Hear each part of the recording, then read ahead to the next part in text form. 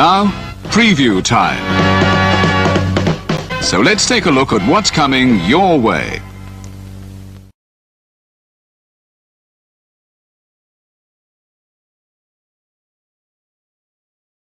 You ever wanted to come into a sports bar where the barkeeps know their game? Well, the Jeff Meacham Network, Multiverse of Media, has got a production just for you. Sit down and relax as the Stat Boy and his partner break down the statistics in all things sports. Whether it's football, basketball, motorsports, baseball, hockey, soccer, professional wrestling, mixed martial arts, boxing, and much, much more. All are welcome. Your barkeep's here. Keep you up to date and in the know of everything going on in sports, while also having a pleasant conversation about it all. Your host and owner of the bar, Stat Boy Mike.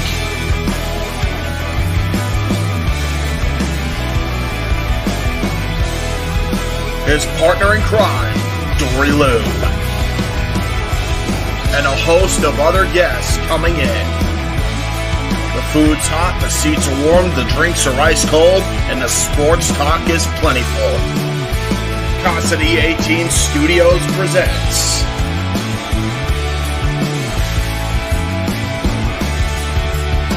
Stat Boy Sports Bar. Take a bar stool and enjoy the show.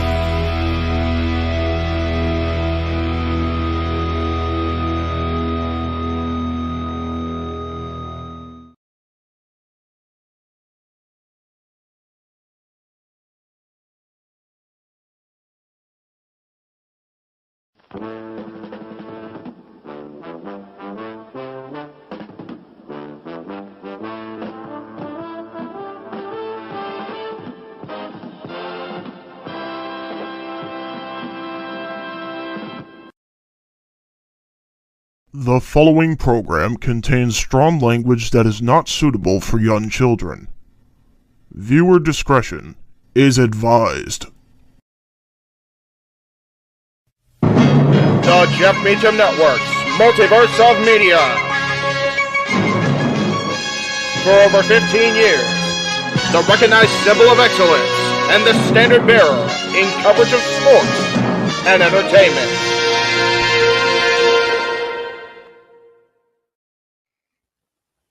JJ, Jeff, you want to kick this thing off? Because I'm still trying to process everything here. Yeah, it's like, who wants to go first? Yeah, who wants to go first? Well, Come on in. It's open mic night with your host. you could maybe say there's really 4 topics, but it's split into 6. The Renegade, JJ Williams.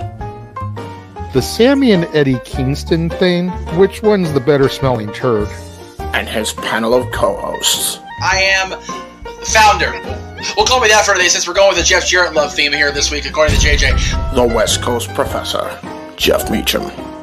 Karma is karma is karma. That's professional wrestling! Damn it! The Simple Man, Noah Foster. It's showtime! Yeah! How you doing, JJ? How you doing, Jeff? James. Yeah. And the He-Man, James Hebert. Imagine Bill Burr, Joe Rogan, Paul White, the Baldies! There you go! It sells itself! God. Get in there! Short his ass and shit the bed. He's not Amber Heard. Give it time, JJ, give it time. Now, I'm sure Jeff has some stuff that... Dumb move. Just don't pull this bullshit again. You get one. Tony needs to stop caring about the ratings. Bradshaw said as long as the ads are in place, we're not going to lose that third hour. Ring of Honor does not have to be AEW Light. They don't necessarily have to coexist with each other. We kind of saw that tonight to a degree. Along with a panel of guests. He is no longer glorious. Don't you bring that up. You want me to rant about what my NXT used to... No, we are done here for the night. I swear, James. Because you never know who may show up for open mic night. I leave our company in the capable hands of an extraordinary group of superstars, employees, and executives. The first thing that came to my mind was, it's about damn time. Amen! I literally touched everybody in the state's trash. So it's horrible, you guys. Peyton's new thing is Dennis the Menace, but it's funny because she calls it Dentist the Medicine. And that's great. When Elliot Taylor came out and did Born for Greatness live, I was popping my pussy, having a great time. I didn't care. I was having so much fun. Sit back, relax, and enjoy the show. Fuck Bill Belichick.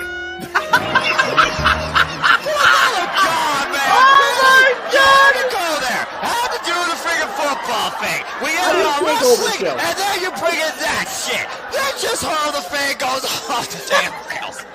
Brilliant, bloody brilliant.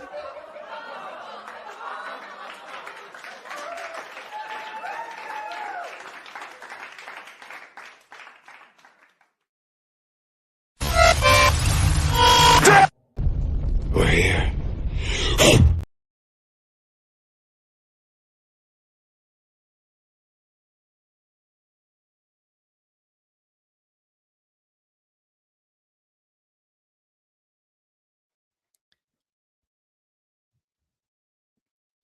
What is going on, everybody? Welcome to the Saturday night shenanigans that are open mic night. I, of course, am your host and moderator, the Renegade of Wrestling, JJ Williams.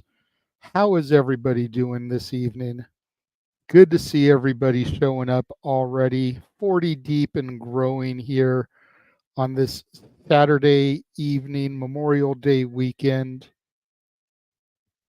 Going to take a moment. We're going to bring in the rest of the group here, or maybe not. We'll go ahead and hold off a second because the man I was about to bring in just disappeared. So we'll stall for a second. Oh, there he is. And now he can't hear us. Awesome.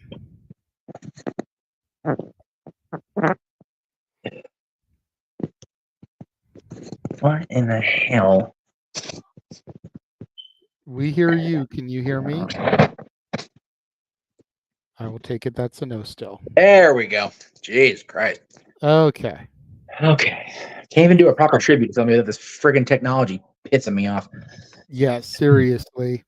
So, anyways, wanted to make sure we brought you in first. You know, yes. We saw the graphic up there for Richard Sherman, passed away today. I know out of everybody here on the show, it hits you and I the hardest. Mikey too, when he gets here. He'll be here, yes. You know, as the Disney dorks that we are, I mean, yes, him and his brother pretty much composed the soundtrack to every Disney nerd's childhood. I was gonna say, if you are a Disney fan and you've not heard a Richard Sherman or a Sherman Brothers song, then you're not really a Disney fan at the end of the day. You're just not. Pretty much. I mean, for those of you out there, he did songs for The Parent Trap, Sword of the Stone, Mary Poppins, The Jungle Book, Chitty Chitty Bang Bang, which granted not a Disney movie, but it's a Dick Van Dyke musical. It may as well be. I was going to say The Aristocats, Bedknobs and Broomsticks, Snoopy Come Home, Charlotte's Web, The Many Adventures of Winnie the Pooh, the Tigger movie. Yep. He did songs for the theme parks. You know, yes. There's a great big beautiful for tomorrow for the Carousel of Progress. We're talking Miracles from Molecules, Adventures Through Inner Space. We're talking the Tiki Tiki Tiki Room for the Enchanted Tiki Room, and probably the one song that, although him and his brother composed millions of songs that everybody loves, the one song that grown-ups despise. It's a small world after all. I am grateful in this world that Dick Sherman was a good man, because I know he didn't go to hell and having to hear that the rest of his days. Because that would be his personal hell, having to listen to that for all time. So I'm glad he was a good man. It's funny though. I was there yesterday. I almost went on Small World, just because it's so random that I do, and so rare that I do. I figured I'll go ahead and try it, and we end up not going. And now I'm like, oh, I should have gone. Didn't do teacher with me there. I get that, man. I mean, it's like it's one of those things. You know, we've been talking about it a lot the last 48 hours with the Owen Hart tributes. You know, don't take anything for granted. Right. And you had the opportunity to write it. You contemplated writing it. You ended up deciding against it, and now he's gone. You know, it's the 9/11 theory. Yeah. He passed away because you didn't write it. I'm kidding, of course, but you know, it gotta try to find the way to lighten the mood here. This is open mic night after all. We will be giving more tributes to Richard Sherman throughout the night. We will definitely be ending the show with a tribute to Richard Sherman. But yes, let's go ahead and bring the rest of the Island of Misfit Toys in here. Yes, the band of brothers. We're going to bring in the other MVP of the multiverse, it seems. You can see this man on his own channel, Rage of Wrestling. You can see this man on NoDQ.com. This man was here yesterday because we thought that I wasn't going to be here, and then I was here. And he came and helped me with the pre-show today for King Queen of the Ring. Mr. Reliable, Walter Cruz. Still looking dapper. You know, there was no way he was going to compete with Noah, but he wanted to show a little bit of respect for Noah, the way that he's always messing with him and we're messing with him. So still in his dress shirt, looking spiffy. What's up, Walter? Yeah, I'm doing fine. Even better. I was dead half sleep, and then the Celtics make this crazy comeback. Literally won the game with 1.7 seconds left, and it woke my ass right up. I'm ready to get into these shenanigans now. That's how we do, and there will be plenty of shenanigans, you know. It says it in the chat rooms. And go ahead and say it again before we bring in our next panelist for the evening, but this is going to be a very free flow edition of Open Mic Night. I was not expecting to be here tonight. I was going to be working. I thought I was going to be doing a full 8 because my managers have told me, when you're scheduled, expect to do a full 8. So I went in at 2 o'clock today. I expected to be there until 10:30. But I went in there. I found out it was basically my test day for training and everything. And they were like, you're not going to take a lunch. We're going to supervise you for a little bit, kind of scout you, give you the test, and then you'll go home after that. And ended up not even taking the test. I passed, didn't even need to take the test. The guy that was scouting me was like, we're starting to get busy, so I'm not going to give you the test because we'd have to take away a table to set up like a fake table to make sure you know what you're doing. I've been watching you. You know what you're doing. It's like my only criticism to you, something to be on the lookout for, is you need to pick up your pace, which that'll come with routine and doing it over and over again. And you need to start putting more stuff on your tray. You know, you can sometimes get more on your tray than what you get. And other than those 2 little critiques, I was good to go. So I've passed training at this job. My next shift, I'll actually be able to earn tips, which is a beautiful thing. Mm-hmm. So, but yeah, so there's no topics planned. We're basically just opening the forum here. Whatever you guys want to discuss. I've started starring a couple of questions that I've seen. It's got to be a good one, though. Otherwise, you've got a super chat. Super chats will take priority. You know, just like most forums. And don't hit us up with the you're begging for super chats thing. I see JD from NY do it. I see Vince Russo do it. I see Conrad Thompson do it. Super chats take priorities. So you guys can ask us for questions. If it's not super chatted and it's good, we'll get to it. But if it's super chatted, we'll get to it regardless. Let's go ahead and bring in our last panelist for now. The Heeb-man, James Hebert, in the house. I am not a misfit toy. I am an autistic toy. There's a difference. You are the misfit of misfits. Dude. Yes, exactly. You're Teen Moonrazer, man. You run the island of misfit toys.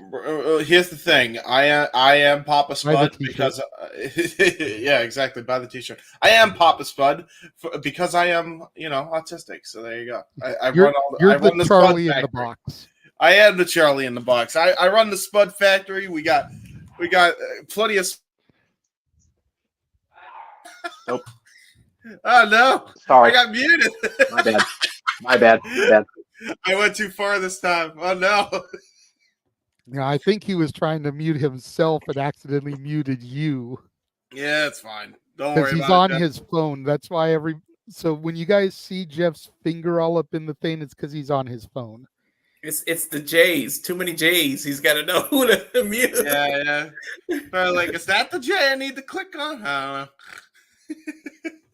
It's never good when you can't find the J. Anyway. Exactly. So we are here. I'm sure Noah will be here eventually. Noah almost never misses a open mic night, but he's been tired. Yes, I see your hand up. Unless the founder gives him the night off because he is that tired. Oh, you told him not to show up? I just now chatted with him and he's like, sorry, I just woke up. And I'm like, dude, if you need the night off, take it seriously. Yeah. We're good. And Yeah. he's like, and he flat out said, I'm going to try to stabilize my sleep ahead of tomorrow because tomorrow's going to be a long one too. I said, dude, good night. Sleep well, please. Yeah, Okay. seriously. It's a long day, brother. So, I'm not surprised. Yeah. So it's all good. Hey, so with that being said, I guess since I've got the little one here and you've got sleeping people here, if you want to hear these two dipshits sing for no reason, super chat, simple as that. Yeah, exactly. He can sing at least. Yeah, I'll willingly. No, you won't.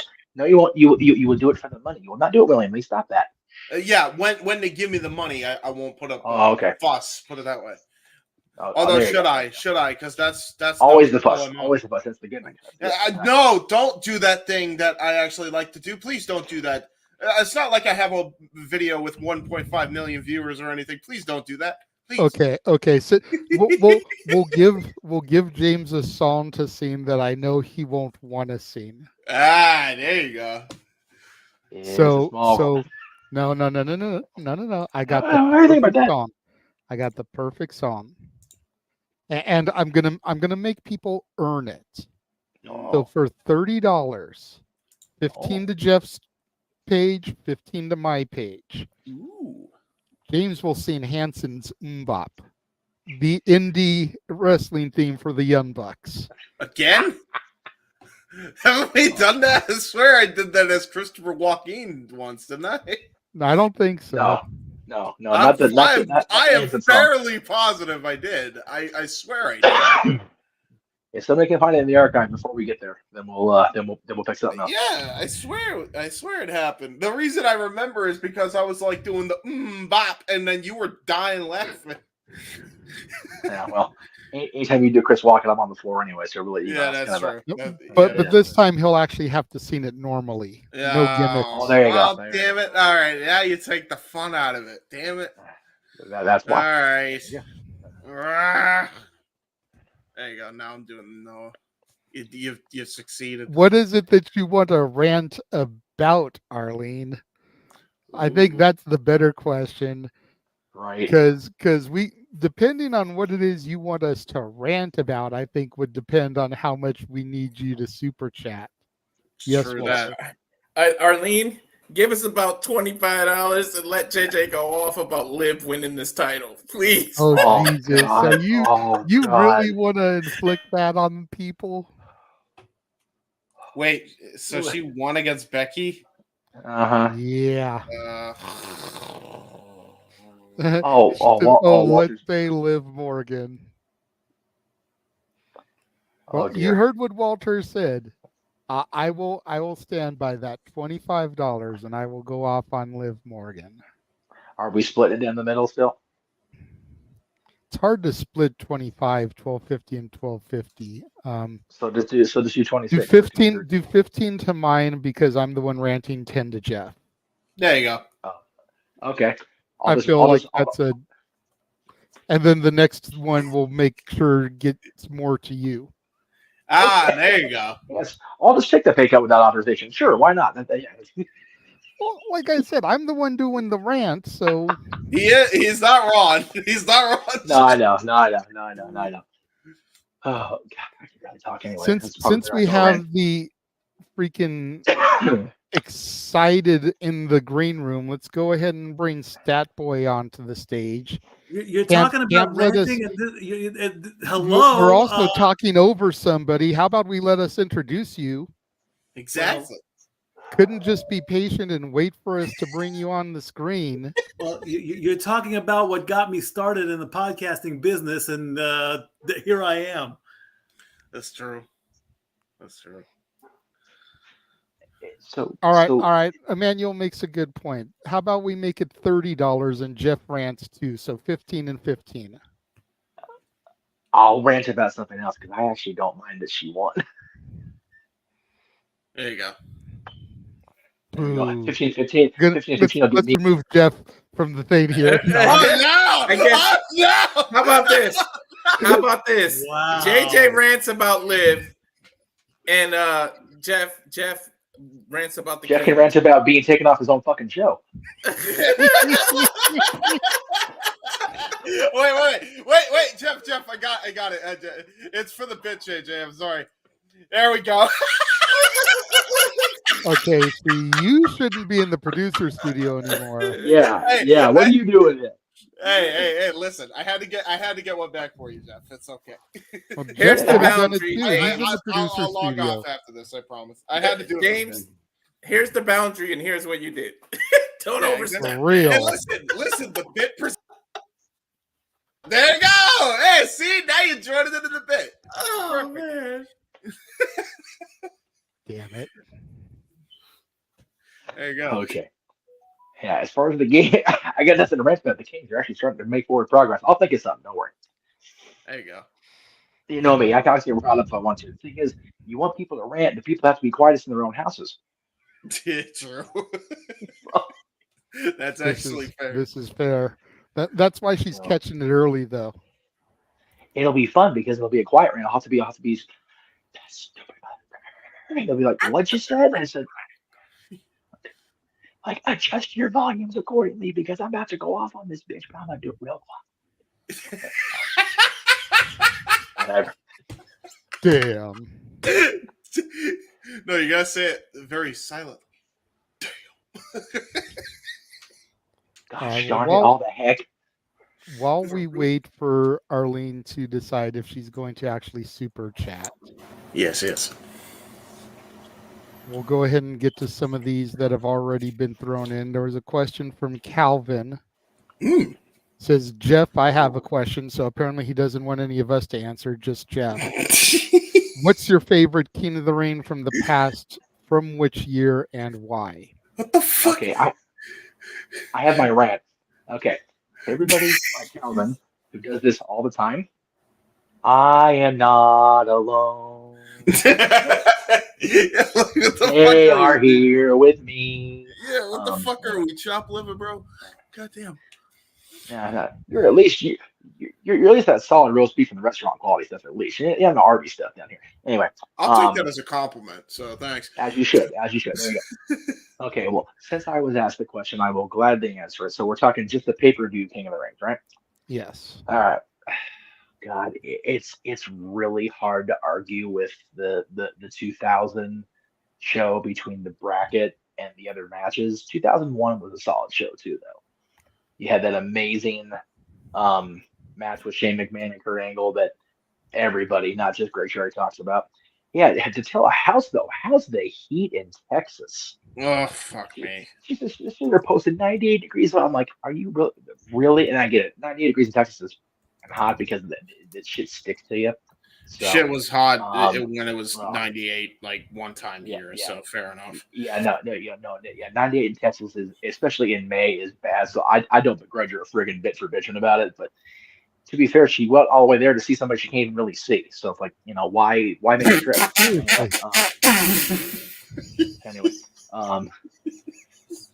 Anyway, I'm just gonna be an asshole tonight. Whatever, screw. I don't give a damn at this point.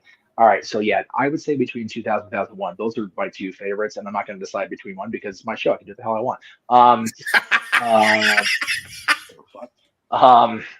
But yeah, the 2000 tournament was really good, and King Kurt was just gooberific with the crown and this robe and the ridiculousness of it all.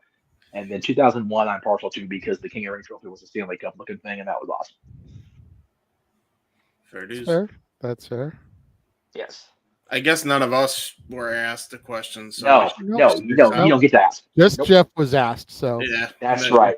All you fans can bow down to King Jeff of the Ring for that one. That's right. I guess we are John Cena because you can't see us. I guess King Jeff of the Garretts.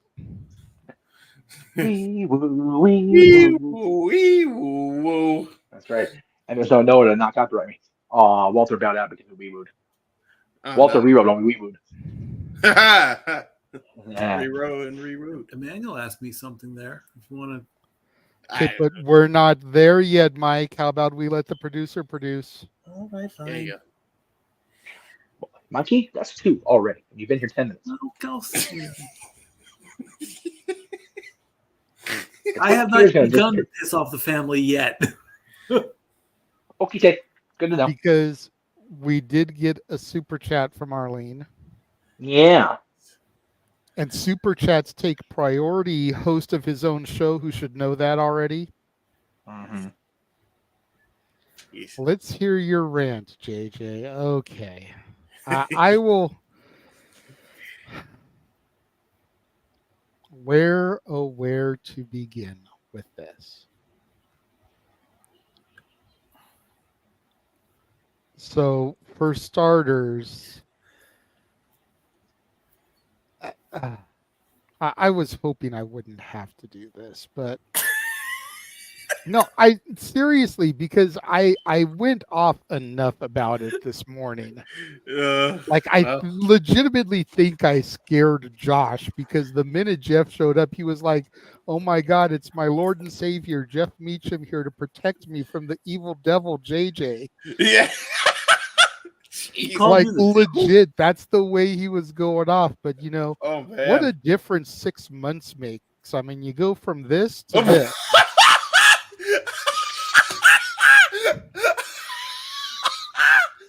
WWE, the company known for rewarding people that get arrested. Oh, right? Just ask the Usos. And you already made the Britney Spears reference, so look, that's the same thing too. From that to that. Oops, she did it again.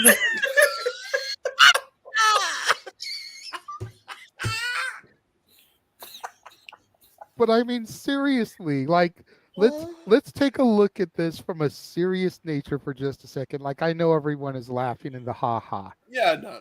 But let's for just a second.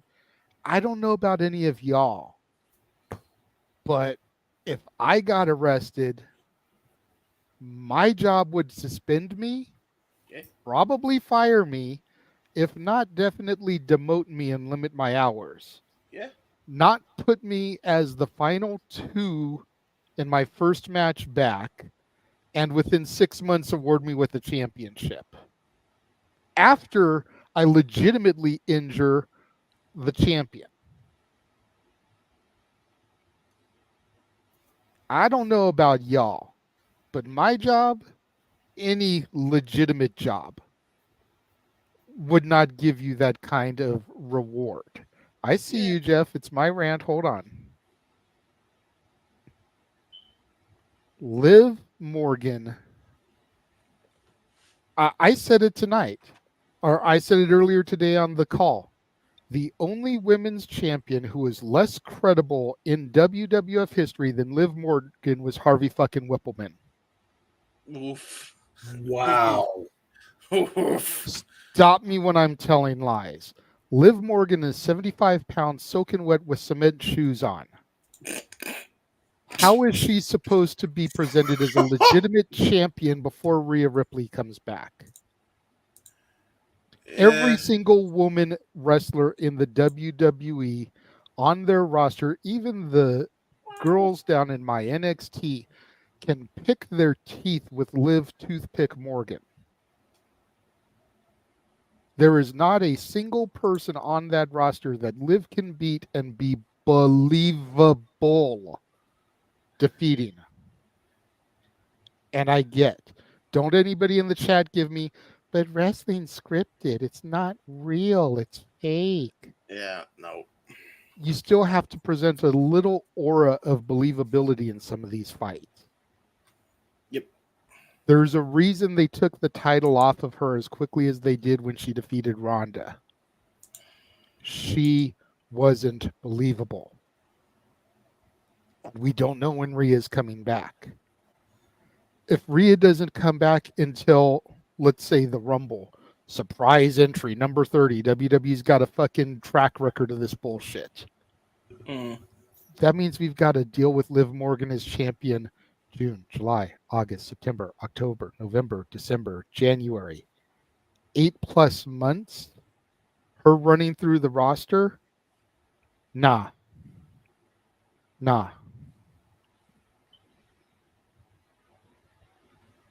There is no money in Liv Morgan versus anybody unless it's Rhea Ripley. None. That's why Nia Jax won Queen of the Ring. Because there's no money in Lyra versus Liv. There's money in Lyra versus Becky, but there's no money in Lyra versus Liv. Mm-hmm.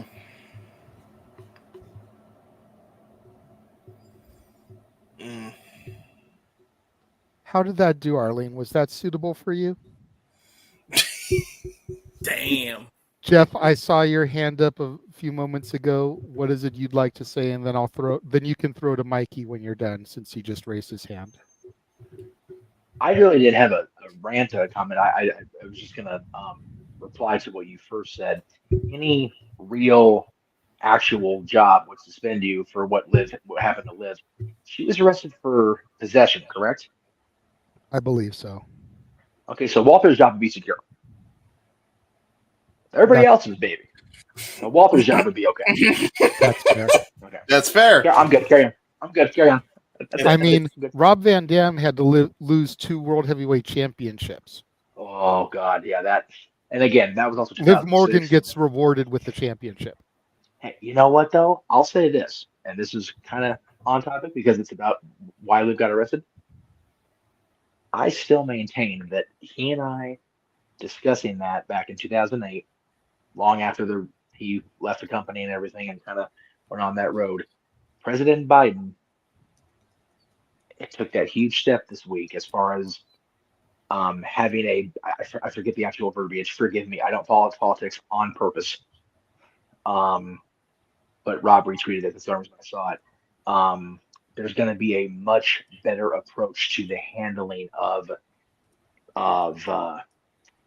possession of and using marijuana for its proper purposes. So yeah, I still give Rob all the love for that, and people like Walter who help keep that business going and things like that, because it took several conversations, and at that point it was 3 years. It took even a couple more after that for me to open my eyes about weed and everything. So good on the president. If he's only got another year less than a year left on his term, this is one of the things you did right, Joe. So good for you. Anyway, but as far as Liv, I'm never a fan when somebody that really has earned it and deserved it gets taken down in the middle of what could have been an even longer run. That's Rhea Ripley. Do I think Becky should have got it? No. Do I think Liv should have got it today? No, I don't. Do I hope that it is a short-term thing rather than going all the way to WrestleMania? No. God, it's short, yes, I do. But I kind of take the same approach I took to the show I saw last night. It was first back. It just happened. I'm willing to take a let's see what happens next approach with the story and the character development. The initial reward is not okay. No doubt about it. No. But I'm willing to wait and see what happens on Monday. What happens in Scotland and in Toronto and in Cleveland, and just kind of let it play out. She's young enough. Let it cook. See, and I wonder where things really changed for me, because if y'all remember when she won the briefcase and cashed in, I was in favor of her. I was the only person in this house that defended it. Everybody else in this house was pissed because she cheated to defeat Ronda. I can vouch for that. That house was upset. But something happened along the way. Maybe I just realized that she wasn't all that in a bag of chips. Yeah. Maybe it was the way the title run was, but maybe it's just watching people on the internet fucking simp for her. Like she's the greatest thing ever. Like she's Trish level. She's not worthy of lacing Trish's boots. Yeah. And like she's just not that good. That's why I stay off social media for a majority of my day now, because of shit like that. That could definitely ruin your mood. In my personal opinion, and I'm sure Walter will agree with me here, Jade Cargill is better than Liv Morgan. Yep. Of course. Yeah. And when you think about how botchy everybody complains that she is, she's still better than Liv. Think about this, JJ. Liv got arrested, like you said, 6 months ago. They reward her with a title shot. Mandy Rose makes a little bit of money on the side with her body, and you completely fire her over that. Yep. One got you. One sent you to jail. Yeah. The other just lined her own pocket. Well, I don't think she actually did time. She did about as much time as Dominic Mysterio did. She got arrested, got taken down to the precinct, fingerprinted, mugshot taken. She was maybe in a holding cell. She didn't do any legitimate time. The jailbird lovers. Maybe that's why they've started to connect. Is their jail time. Yeah, you know. Ex-con Dom, ex-con Liv. Jailbirds of a feather flock together. Too bad Ray Taylor passed away. You could have the big boss man as their fucking warden come into the ring with them in cuffs and prison jumpsuits. Oh, Jesus. They're going to both start coming to the they're ring going up with to the black and Canada white. for Money in the Bank. What's the Mountie doing? Yeah, there you go. Get the Mountie balls. Jeff's trying to find his waiter for the check. Yeah. Then Well, I'll you come are the along and bust waiter. no, I'm the busser. I'll come along that's true. behind and bust the table. There you go. So we got Mikey that wants to say something. Yeah, I know. Mikey is still being patient and waiting. I'm gonna be that dickhead though. Shawn Michaels 95-96. Follow that, sir. There needs to be like 3 levels of Statboy approved, and right now that what you just said is beyond the highest one. I mean, Statboy F and approve is not good enough. It needs to be higher than that. Oh, that needs to be like me looking at like a devil face or something. I don't know, and it needs to be red. That because that was amazing, and I'm not saying that because you're my brother, because I'm saying that that's how I honestly feel. Yeah, like I said, I can't praise my brother enough. WWE booked this guy, give him a job, because what he's Triple H saying would you're be not doing. scared of having me in corporate. I'm just saying. I mean, I've long since thrown away that golden ticket. Golden ticket. Yeah. So Jeff, What was do you that, want? Jeff? He said, "Oh, Golden ticket." So Jeff, do you want to take that Photoshop job, or should I? With Mikey as the devil, with Stat Boy like super approved or something. On it. Yeah, there you go. Oh no! What have I done? Well, you're the one that asked for it, Mikey. No. See. Here's the thing to do my own impression. I've got the original of that Step Boy approved thing because it's a little bit stretchy on our edge. I can totally manipulate the hell out of that and get the freaking Step Boy approved tiers ready to go. I have like a bar menu at the Step Boy Sports Bar. Step Boy rant tiers. There you go. Well, Arlene said that rant was good enough for her, and then went on to say that I deserve to rant.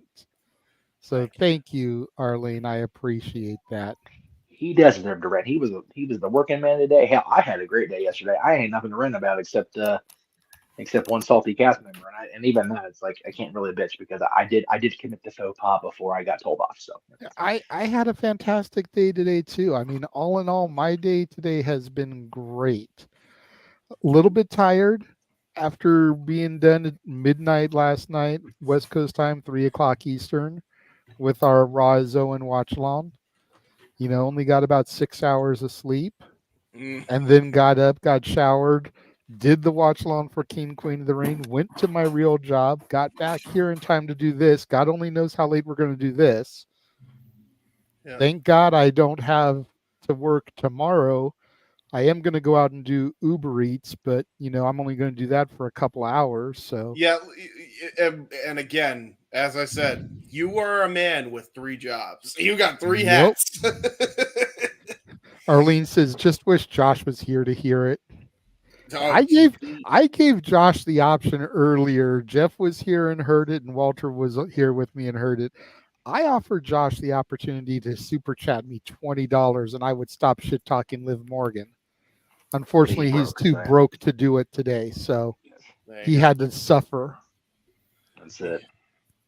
He's scared. He was scared, as he should be. There you go. Well, we did get one more super chat from Arlene, this one to Jeff's channel. So we'll go ahead and do that before we go to any of the other starred topics. Okay. How do we feel about Mercedes Moné claiming that she is the best wrestler out there? Nauseous. She's playing up being a heel. No, yeah, it's like what she's doing.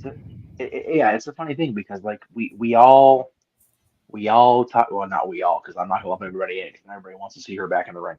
But there are people that she's a horrible person outside of the ring. We even did a whole freaking topic about it with that video that ended up becoming JJ's outro. Thank you, JJ. Appreciate you, because she was such a raging whatever she was to that fan. And again, the fan was an asshole too, so whatever. Little quid pro quo there. But I know I said that wrong. I think people just can't find this. They can't make themselves differentiate between Mercedes Moné and Mercedes Bernard. Yeah. Like, she's being the heel bitch because Willow Nightingale is just too sweet. She can't. I mean, she can get there and get angry, but she's not going to get venomous. No. Right? Mercedes, we know can get venomous. We've seen it. Sasha Banks ripped the headband off of Little Izzy and danced around the ring just to be that bitch. And look at Izzy now. She's been corrupted. Much like we corrupted MJF at No DQ, Sasha Banks corrupted Little Izzy. Now she's a wrestler herself. See? Mm-hmm. Heels are bad people. And I'm not going to lie, but her next big match, I wish I could see, because she's going toe-to-toe with Tiffany Nieves, La Princesa from the NWA. What? That's going to be... Yes, that's going to be a banger, dude. Like, I love Tiffany Nieves. She is one of my favorites on the NWA weekly television show. Izzy's fighting her. The Bailey fan is fighting the Bailey her. fanatic, the Bailey hugger, yes. is going toe to toe with Tiffany Nieves. Izzy's good, man. She's really come a long way in a short time. So she'll be Good on signed her, by Tony but yeah. Khan next. Ah, she's 19. Oh, sign God. her up. Oh, Okay, Jesus. okay, The way I put okay, that. okay, Oof. okay. Okay, so there's rant number 2. So I'm gonna super chat for that by all means. Oh my gosh. And God, if Tony signs her, I swear the only way it works is if she actually fights Mercedes. Then it makes all the goddamn sense in the world. Right.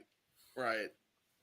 But yeah, Tony Khan signing her for any other reason is that like if here is how we bury Izzy Marino's career. Step 1, sign her to AEW. That's it. That's all we need. Okay. Now, Yeah, 'cause I was about to say they already did it with Billy Starks.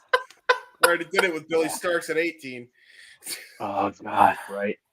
Anyway, Oh, I was talking about Mercedes. Yeah, it's like she's playing up the heel. Like now, if we get more of it that's geared more toward outside of the ring stuff, then you can say, okay, yeah, Mercedes Bernardo's a bitch. Like whatever, she's just a rotten human being or whatever you want to phrase it. But as long as she's going to play the heel challenger to the championship, or after tomorrow, the heel champion, just saying, then I think it's just one of those people are again having a hard time differentiating between social media and the real people. Really quickly before I say my piece. Nice. Dude, that's so crazy that she's a wrestler now. I remember Good for that her, match though. to this day. And she's challenging for the championship. I forgot about that. Oh yeah, the MPW. So she championship. has the opportunity to dethrone La Princesa of the MPW championship. That's awesome. What the heck? Oh my lord. Well, I mean, think about it. She was a little girl, yeah, but that was 9 years ago. Yeah, she's 17. Yeah. She graduated high school just the other day, a year early. Yep. Oh wow. So not only is she athletic, not only is she making waves on the scene, but she's a smart cookie too. Yep. Nothing but the best for Izzy. I'd love to try to be able to get her to come onto the show. Yeah. I'd love to be able to secure an interview with her. Maybe not this show. No, this show, damn it. This is where we do the interviews. Yeah, We can be on our best behavior, but if she's a wrestler, she's been in locker rooms, she's heard worse than this shit. Yeah. He's probably seen some of the females pop their pussies, okay? I'm just saying. For God's sake, get that check. For God's sake, please. The problem is God. he's probably not wrong. He's But probably not wrong. I know. To the question in the super chat about Mercedes. Yes. I kind of agree with the comment that was put in the chat here. She's, in my opinion, she's not even the best of the horsewomen. You know, my whole contention is this. AEW says that they were the best wrestle. She's been signed since March, hasn't had a match yet. She must not be that great of a fucking wrestler. Otherwise, they would have rushed her out there. Period. End of story. Yes, I get that she's still injured. She's not medically cleared. But don't sign her till she can compete. You don't need to have her under contract this entire time. Tony Khan's known for rushing things. They could sign her 2 weeks before Double or Nothing, and she still have this fucking title match. Yeah. And then there might have actually been a little bit of, oh my God, is Willow going to beat Julia Hart? Because we wouldn't have known that fucking Mercedes was just standing there waiting in the wings. Yeah. You know what I mean? Wrestling. Like, you want to talk about telegraphing how fake this shit is. Like, the minute we saw Mercedes show up, we knew she was going to defeat Willow for the TBS title that she hadn't even fucking won yet. Yep. Just saying. I am not Mercedes' biggest fan. I think that goes without saying. Part of it is what I have seen from her at conventions, whether provoked or unprovoked. Not just the signing with the douchey fan where I snipped the thank you JJ for my outro, but you go back to when her and Trent first walked out. And Trinity would be taking pictures like right next to the fan, hugging the fan, and Mercedes is like, nah, you're fucking 6 feet away from me. Go stand next to Trinity. I'm not getting close to you. You can't sit here and say that that's all heel work. Part of that is who she is. Yeah. And I just don't stand for that when people pay that type of money to meet her. Rewind back to Resurgence last year. I wanted to see her win.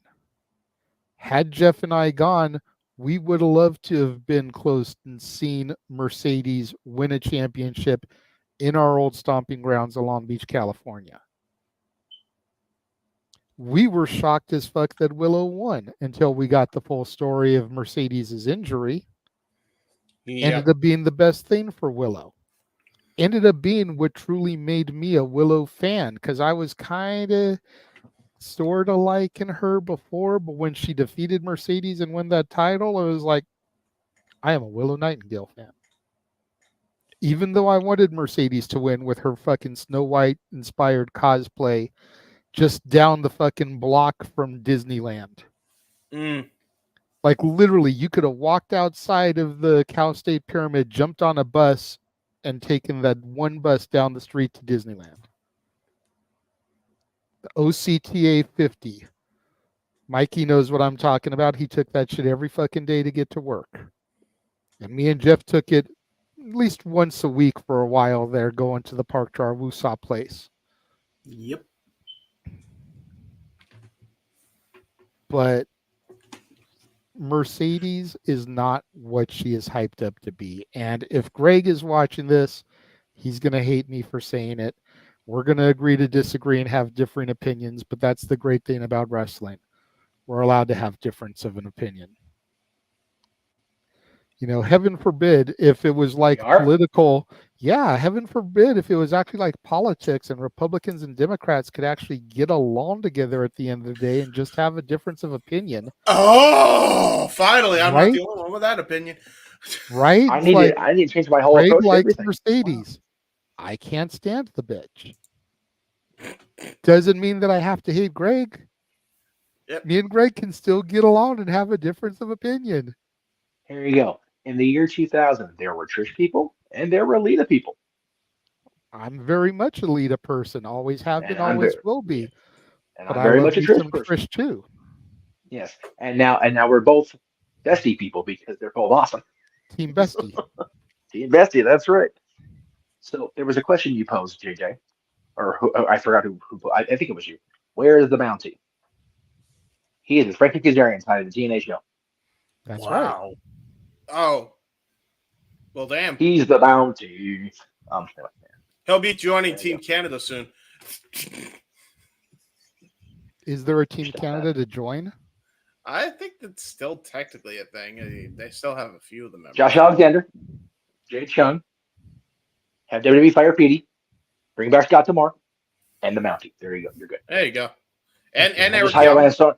And you wise there. There you go. And then hire Lance Storm and hire Primetime Skipper and bring in PCO and revert his gimmick. You're good to go. Yeah. I said what I said. I don't care. Don't you shake your head in that tone of voice. I will shake my head, damn it. Oh, I am the boss. You will not. Team All the Canada Team Canada, takeover, baby. That's right. Eh? And PCO. You can't forget about the original Canadian. As I said, PCO. Yeah, just revert his gimmick for that one night. Maybe And he then- just buys his then- jersey. and then when they kill him again, they can bring him back as the monster and all is well puppet man. Whatever you do, please don't bring back A1. For the love of God, please don't bring back A1. Johnny Divine, bitches. Why don't you want some steak sauce to come back? Like No, no. Did A1 really Steak sauce go out is of the business. style? No, that's Well, I'm well, not talking about. well, I'm not no, talking about- Like no, we have that's- bottles of it at work. Like Well, yeah, but JJ, remember, steak is steak. Cheese is cheese. So it that's doesn't right. matter. That's right.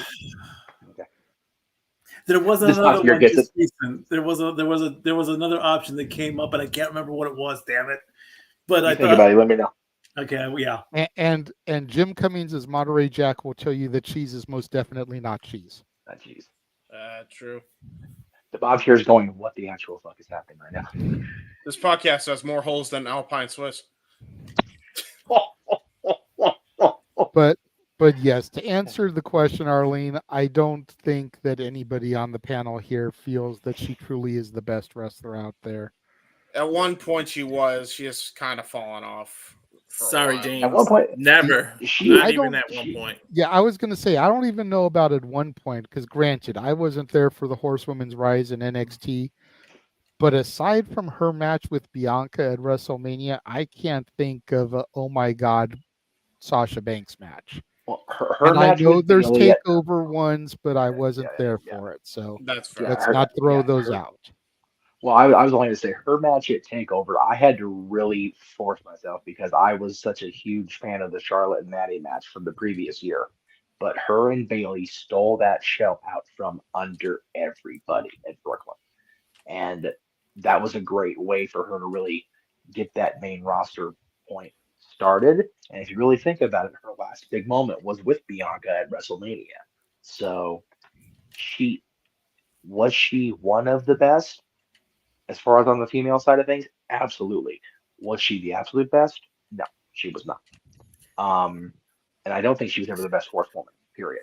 I'm going to say what I'm going to say, and I'm going to get, lynched and, raked across the coals for what I'm saying it, but numbers don't lie, kids. But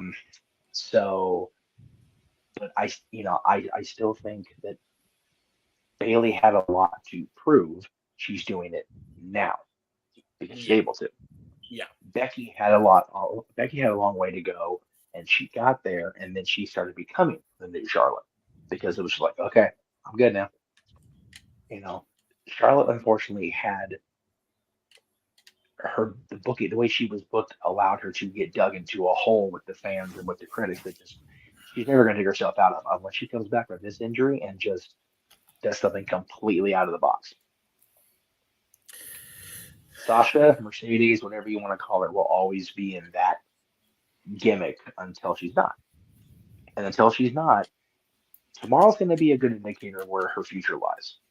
If her and Willow can have a banger of a match and her character can maintain throughout a run, or better yet, her character can maintain if she doesn't win the title. She's so much of the best that WWE never trusted her to defend the title but once. Every time she won the title, she pretty much lost it on her first defense except once. That's crazy to think of. But he's right, yeah. Well, yeah, but there was a lot of other factors in that, to be fair. Like, even if you're not the biggest Charlotte fan, Sasha fan, there was a lot of backstage politicking and just general. But again, that's what we're. No, I will forever, because I never heard about this with Charlotte and Sasha, but I did hear about Charlotte and Becky because I was literally in international waters hearing about that drama and bullshit. Yeah. So it's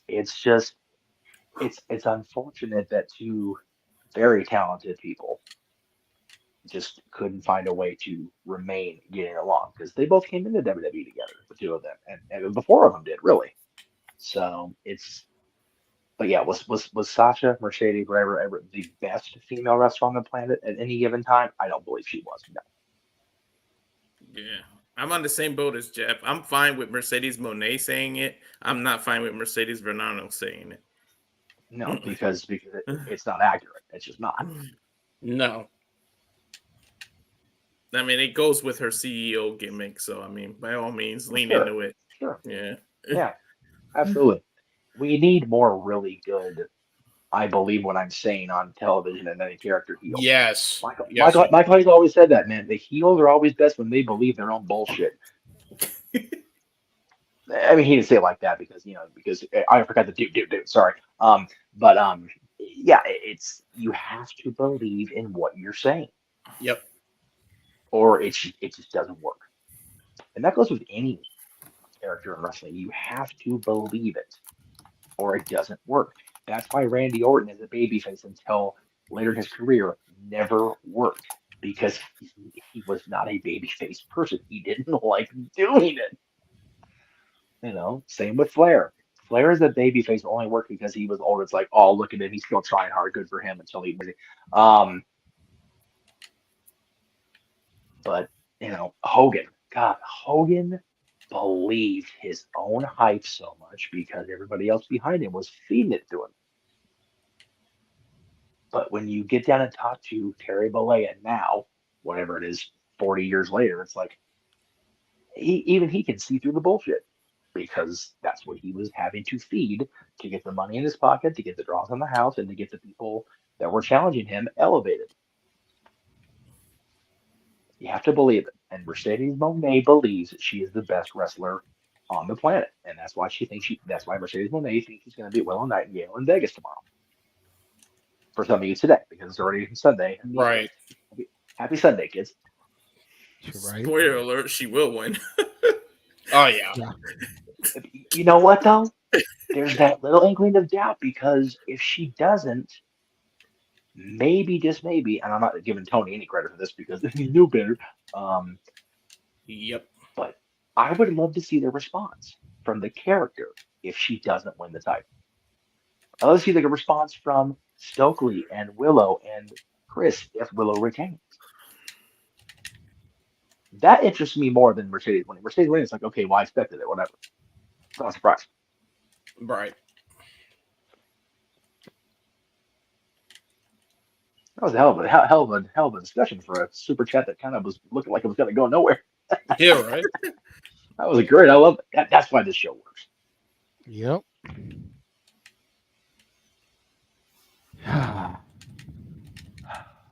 right, now we're in. I love it. I know.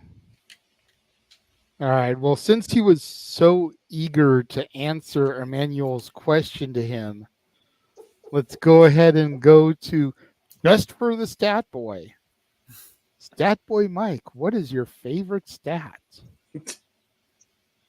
I'm going to go a little bit sentimental on this, and it was a time where JJ and I and the family, we were at a Honda Center, and they wanted to find the fan of the game, and so their ice crew people came up and talked to me, and I just started rattling off all these stats between the Ducks and the Kings, how one team was better than the other. Like the Kings had more players going to the Olympics that year, and the Kings had and this was all in Honda Center, though. This was not Staples Center's crypto. This was there, and it was pretty much even. And so they played the clip on the big screen, and they said, everybody vote for your favorite. And it was the first public stat that I gave out that a lot of people saw. And this guy over here started leading the charge, trying to get everybody to vote. And voting ended, I think, like close to the end of the second intermission. And at one point I was leading. And when the results came up, I lost by 2 or 3 points. And, you know, I ended up giving up Renegade one of the biggest hugs ever. And I'm like, man, I can't believe I did that. And it's like, I guess. so yeah, that would probably have been it. Cause they wanted to know, you know, what kind of stats I had between the Kings and the Ducks at that time. And, you know, I was fired up. I was working the crowd. I was just trying everything to get every possible vote. And I think the winner would have gotten like a free dinner to their in-house restaurant at Honda Center. It just didn't happen. All right. There you go. Not bad. Not a bad stat. Not sure that that's what they were looking for as far as a stat, but we'll roll with it. Well, My favorite stack factoid is Shawn Michaels did nothing wrong in Montreal. I was about to say, I mean, he did talk about stats technically. So there No, you I go. know. Yeah. My favorite stat is that if you ask Rick Astley to borrow up, he will not give it to you, therefore letting you down. And you have thus Paradox entered from the hell. Astley paradox. Because he will never give you up. But by doing that, he lets you down. And then if he doesn't or does follow, he walks away. I broke Walter. He did.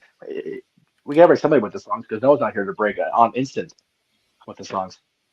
Matthew said, I know that he's curious if Double or Nothing will be the breaking point for me because we both had spicy takes on predictions. Yes, we did. Yes. James, did you ever clip that piece about I am going up on the Bucks? I am going to for tomorrow's stream. Okay, because I was going to say, if you clipped it, then I would run it real quick. I may have to try to find it.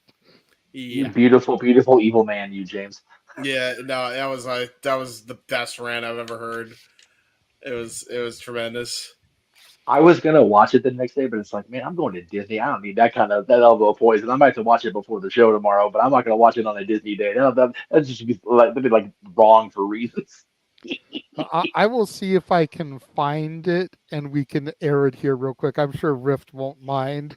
Nah, he don't give a shit at this point. Yeah, it's already. I mean, it's a few days after it originally aired, and if it gets some more Right. traffic to his site to watch the whole thing, then I'm sure he'll enjoy that as well. But right, there you go.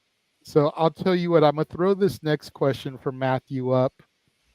Jeff, you can read it and kind of start the discussion on it. I'm going to mute my end so I can try to get that clip queued up, and then I Perfect. will be the last one to discuss it. Sounds good.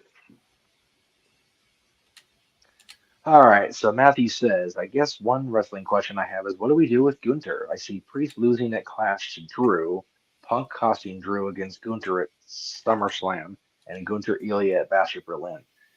All right, so for anybody that didn't watch this morning, this is an incoming spoiler from the Jeff Meacham Network. Gunther's the king of the ring.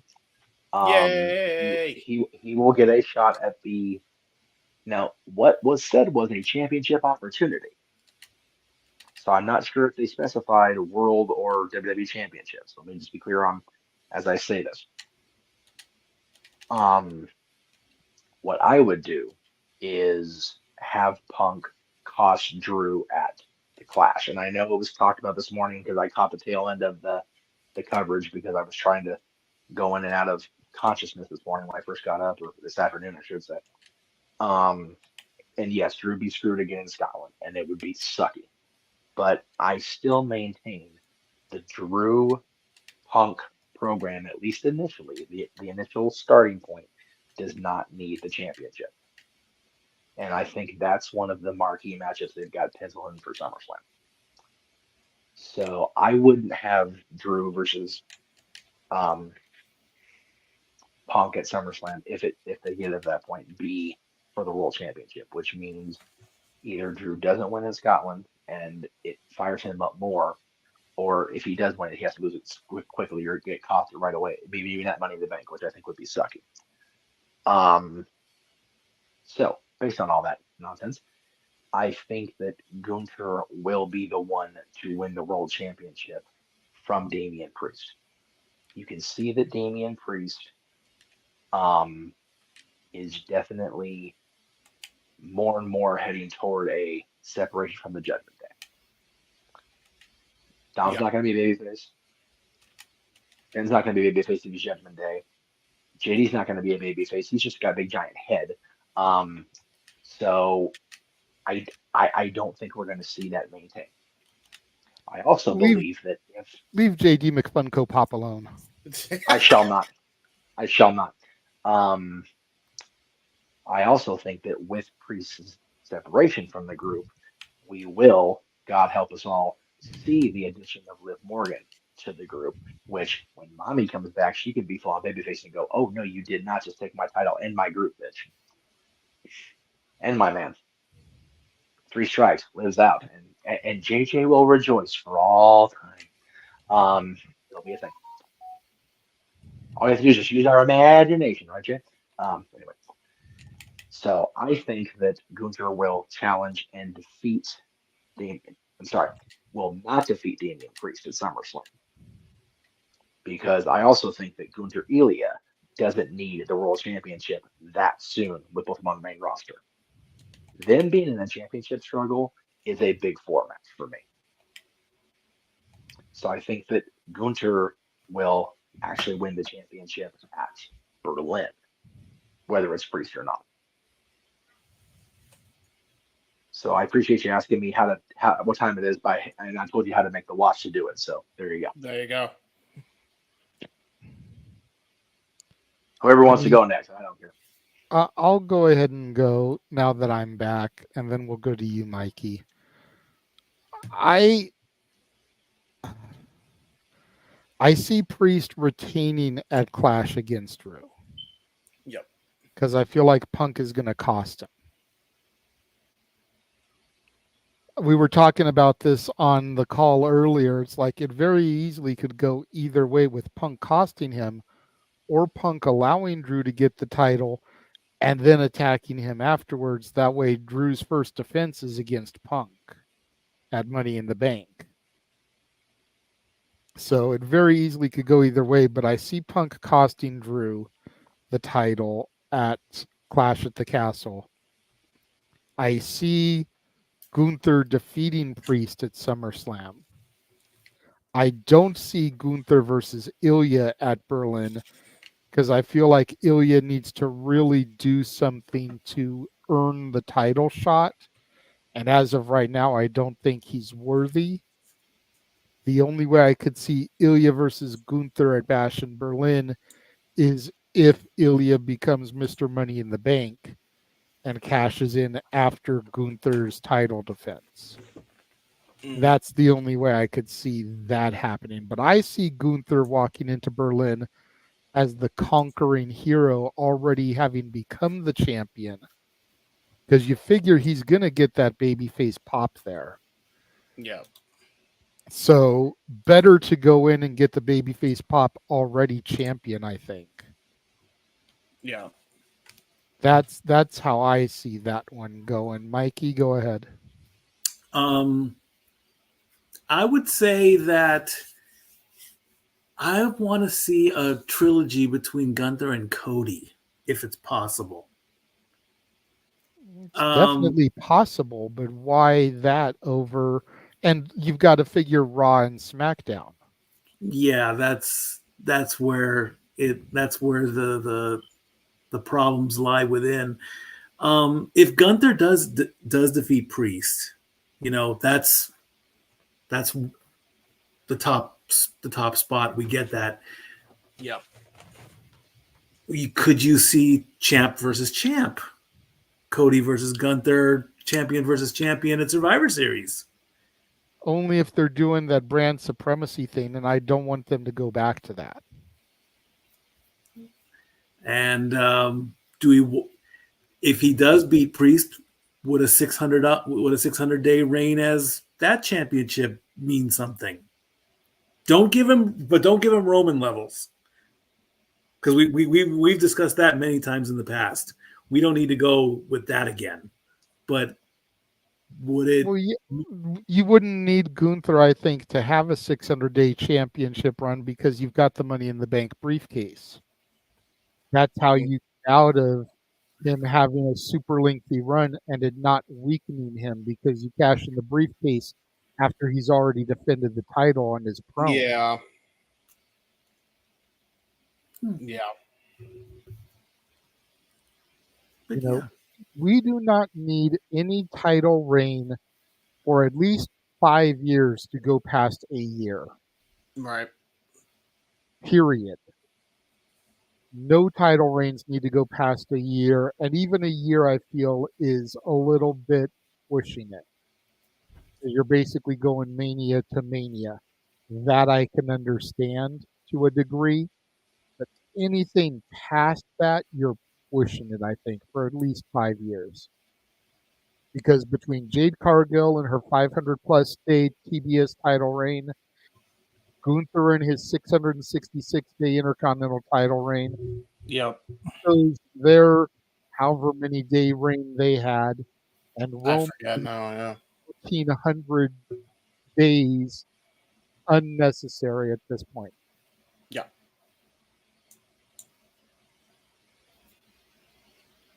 Okay. But not a bad thought in theory, Mikey. It's just that there's so many damn long title reigns lately that it's kind of, yeah. We're worried about that one being the case. Did you have anything else you wanted to add, Mikey? I know I kind of interjected over you there, and I do apologize for that. But Nope, it's all good. okay, James or Walter? I don't know. It's weird because I feel like there's gonna be a lot going on before then. You know, I right now I think, you know, you got Punk and Drew that, as you guys said, doesn't need the title. I think Gunther, Ilya at Bash in Berlin definitely can happen, but I don't think Ilya can get the win if they do that match. Because I mean, Gunther's going to be the babyface going into the show. I mean, this is just how it's going to be. He's going to get the hero's ovation when he comes in as King of the Ring. So if they do have a match, I feel like even that's going to be without a title. You know, I don't think they need necessarily to have a championship at that point yet. I think he could challenge for it at any time, if I'm correct. Or is it next month? I don't know how the King of the Ring works. The King of the Ring gets their shot at SummerSlam. Okay, so, I mean, you never know. Maybe, hey, for all we know, he might go after Cody and immediately try to beat him. It's brand specific. Oh. They made that announcement. So Okay. Gunther, having won King of the Ring, gets to go after Priest. Okay. Nia, winning Queen of the Ring, gets to go after Bayley. Oh, okay. So that's fair. All right. I didn't know they were separating it between brands. I mean, that's a good way to, I guess, keep the brand split motif at least. That's right, because Corey said Priest needs to be looking over his shoulder or something after Gunther won it. Right. Well, we know Gunther's winning the belt. So in that case, then when Ilya and Gunther do fight at Bash at Berlin, then Gunther has to win. Now, here's the thing. In their last match, Ilya won, dethroning Walter's historic UK title reign. Right. So this would be, and Walter is Gunther, by the way, for the new folk. So this would mean Gunther would have to get the win here, and then you have to imagine that the rubber match is going to be at some point after that. So just keep that in mind as well. And also, you don't want to do it too soon because you also want to make sure that, you know, Gunther drops it to Ilya at WrestleMania if you're going to try to push him at that point. But I just don't see that happening yet. If they do it, I could see them waiting another couple years before they pulled that trigger, just like they kind of did with this second match between the two. So there's always a possibility of that being the case, but Yeah, I could see them doing Ilya and Gunther, but I don't see it happening anytime soon. I don't even see it happening at Mania. No. I think we really have to establish Ilya on the main roster. You know, think about how long it took to establish Gunther on the main roster. Yeah. You know, and for the people like myself who have never seen the match, granted, I'm aware of the history thanks to you and Noah, but for those of us like me that don't really know the history of Ilya Dragunov and Walter Gunther, time has to be given to tell that story. Right. To make that encounter matter for anything. You can't just throw it out there, even at a WrestleMania, without really giving us the story behind why I should give a shit about this. That's fair. Walter, go ahead and bring us home, and then we'll go to commercial. I'm with you. In terms of the Ilya and Gunther, I think you save it since you're already advertising it 2 years in advance. Wait till SummerSlam Minnesota, and you got 2 years to build the whole damn thing. That's not a bad idea. The problem with that is that you run the risk of someone getting injured. That's true. But Gunther, I don't think, has had a severe injury. Ilya, same. Both are still fairly young in their career. I mean, Noah pointed out that Gunther's like 35, 36 years old. Doesn't look it. Ilya's probably about 5 years younger. At least he appears to be. Could be wrong on ages. But you figure they're barely hitting their prime. Right. As long as they can stay healthy, they've got time on their side to really tell this story. Yeah. They're still on the, if you think about it as a roller coaster, they're still on the ascent before that hit the highest peak to go back down. For real. Like I would almost, and I know some people have alluded to it, some people are against it, but I would almost rather see Ilya replace Giovanni in Imperium and really kind of build, keep your friends close, your enemies closer type of story before they finally pull that trigger, because that gives them time to tell our story. Right. That gives them time to be like, oh, they have this history going back to NXT UK. That's why they're aligned together. They've gone to war with each other. Who better to stand by your side and fight with you?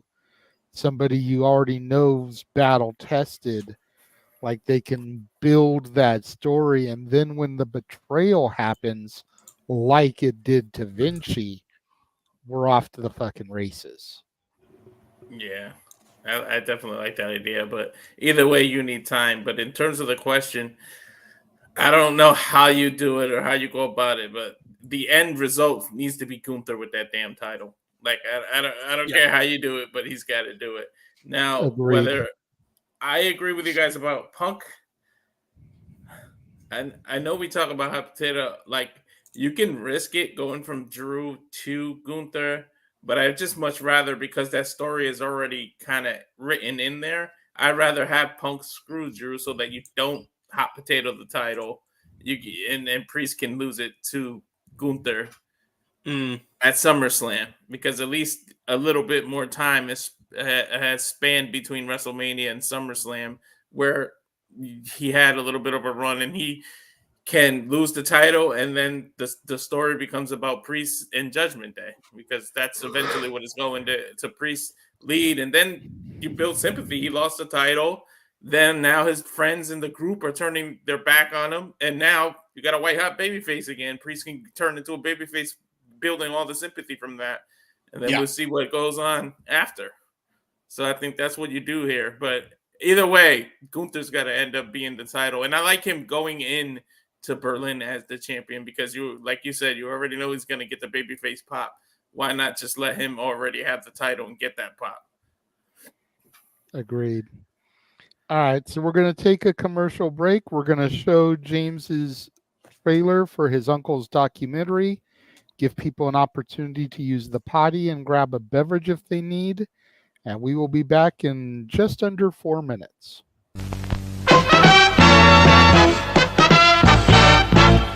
And now, preview time. So let's take a look at what's coming your way.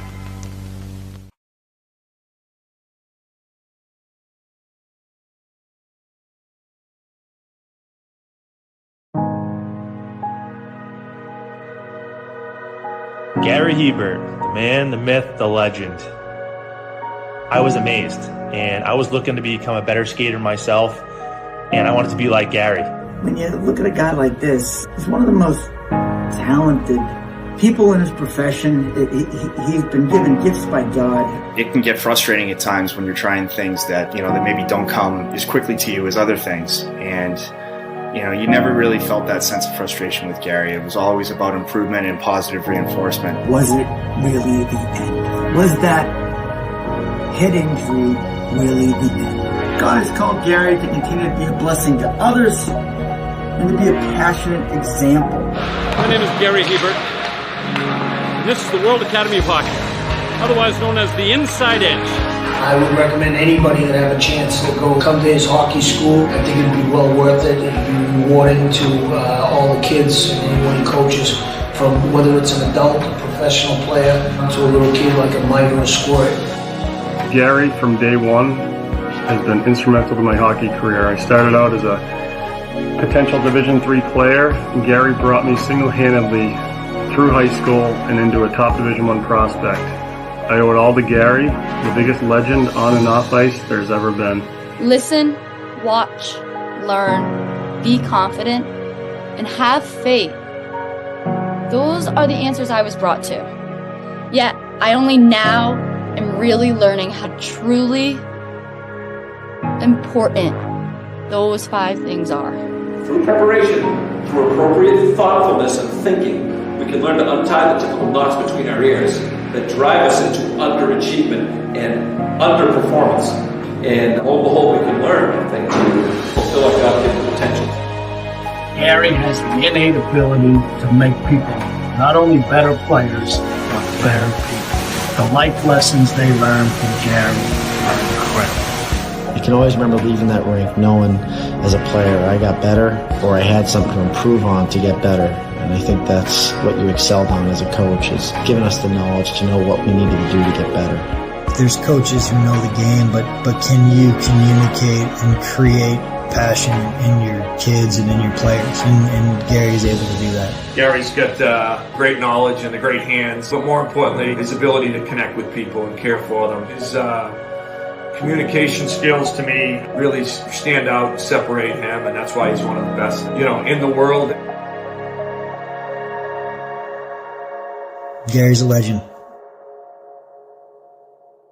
He's a special, special man.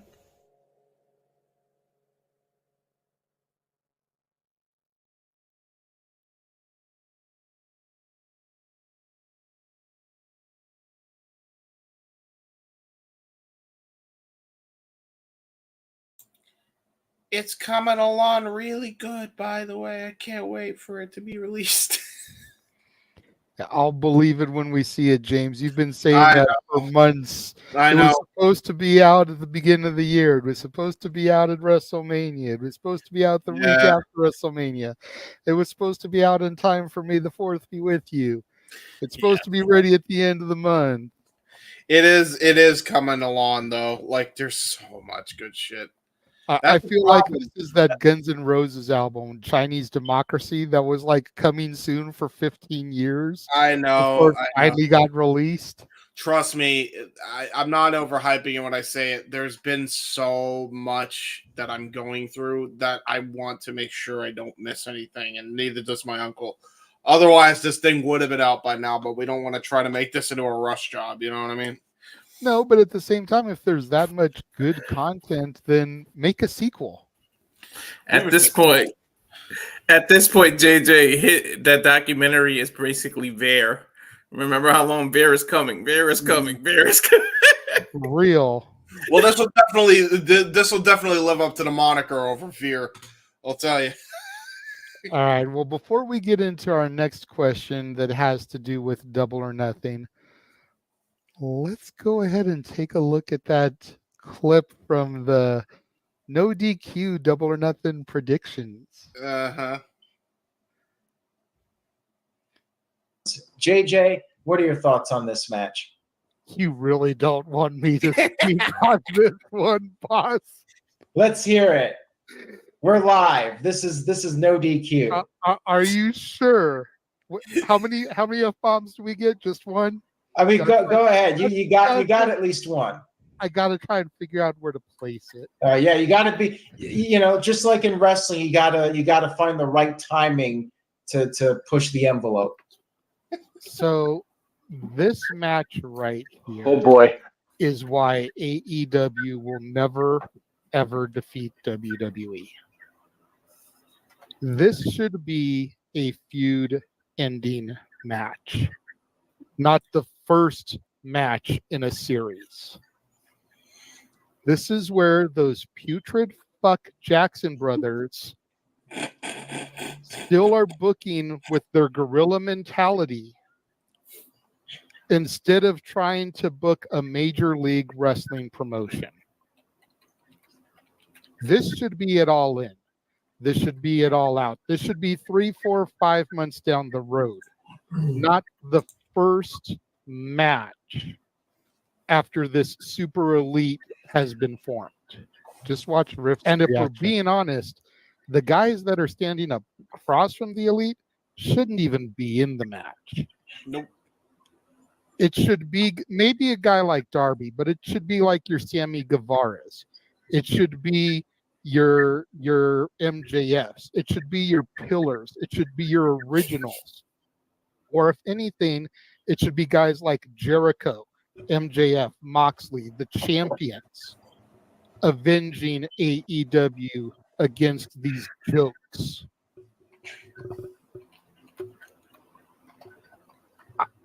Again, ask Dwayne, ask Matthew. They know how I feel about the Massey brothers. And they're going to win because they're going to book themselves to win. Yep. Why would they book their opposition to get the victory here? All right. That just makes zero sense. It's the only way Rod and Todd Flanders will ever be cool. Wow. And they've got Ralph Wiggum on their team. Whoa. In danger. House. But somehow they're going to be the victors here. Oh, God. But John says, if you're always so negative with AEW, why you want to stream about it? Don't get it with this place. Look, I feel like I'm the most positive one here. And thank you for that. That was another pipe bomb. We've had quite a few drop tonight.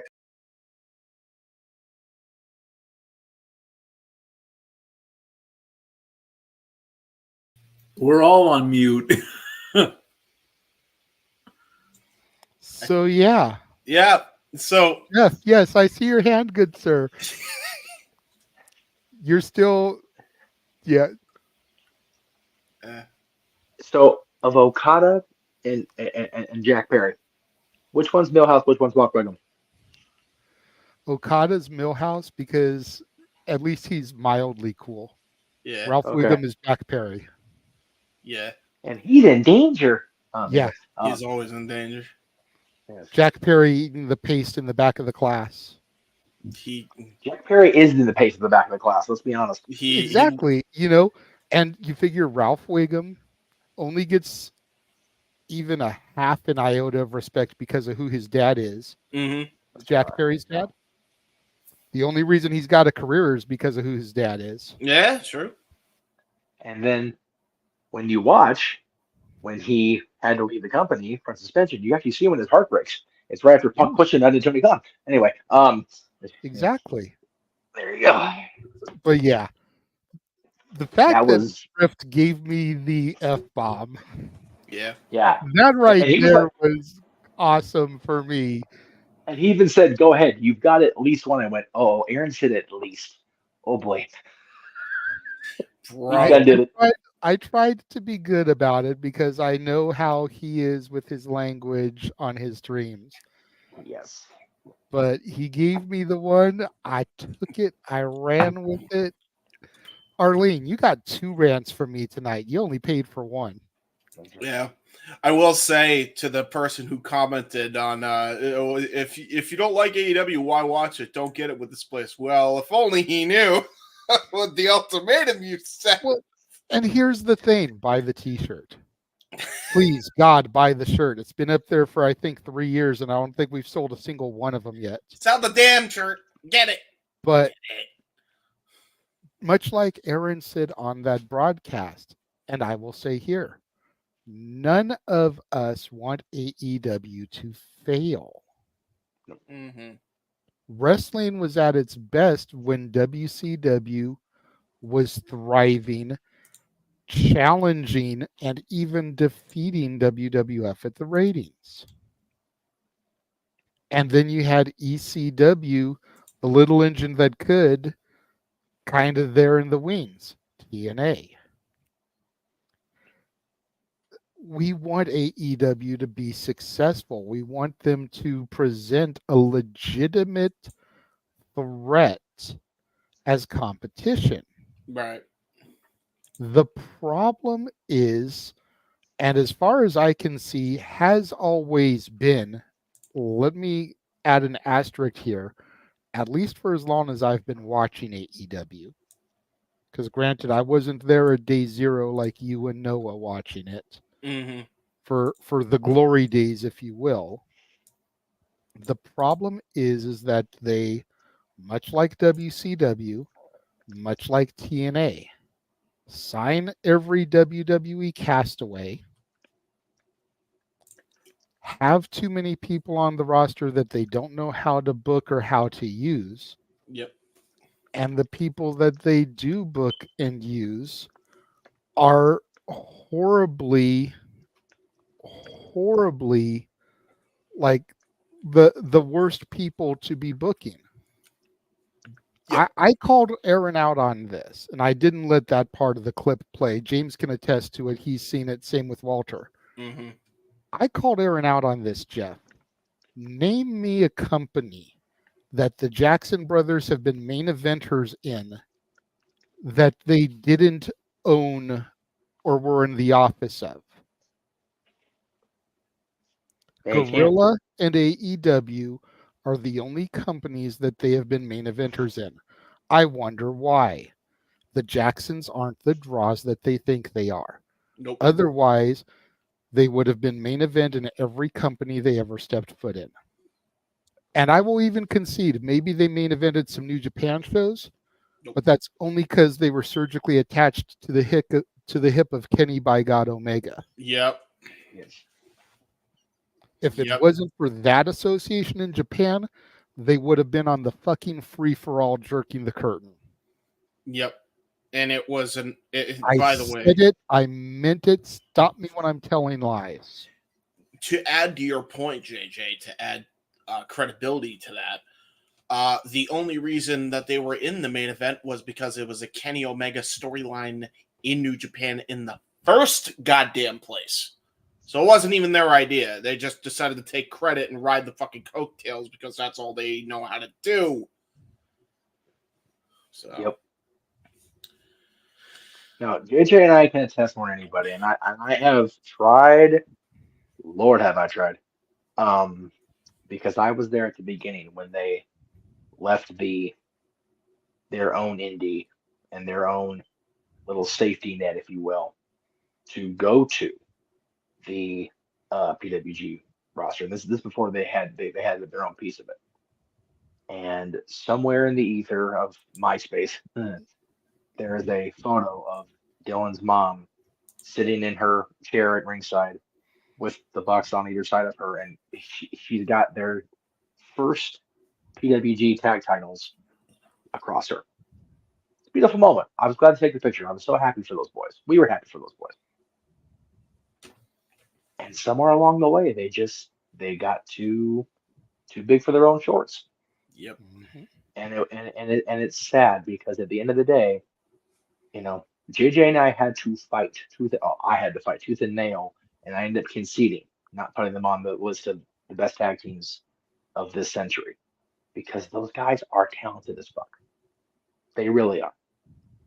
It's just so impossible at this point to look past their bullshit.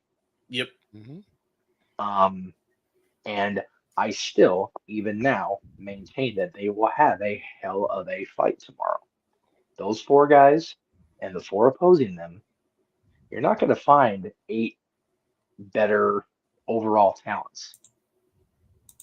The problem is, I agree with JJ in that I don't think they would be in a high-profile position if they didn't have those nameplates on their desks. Yep. And that's just the end of that sentence.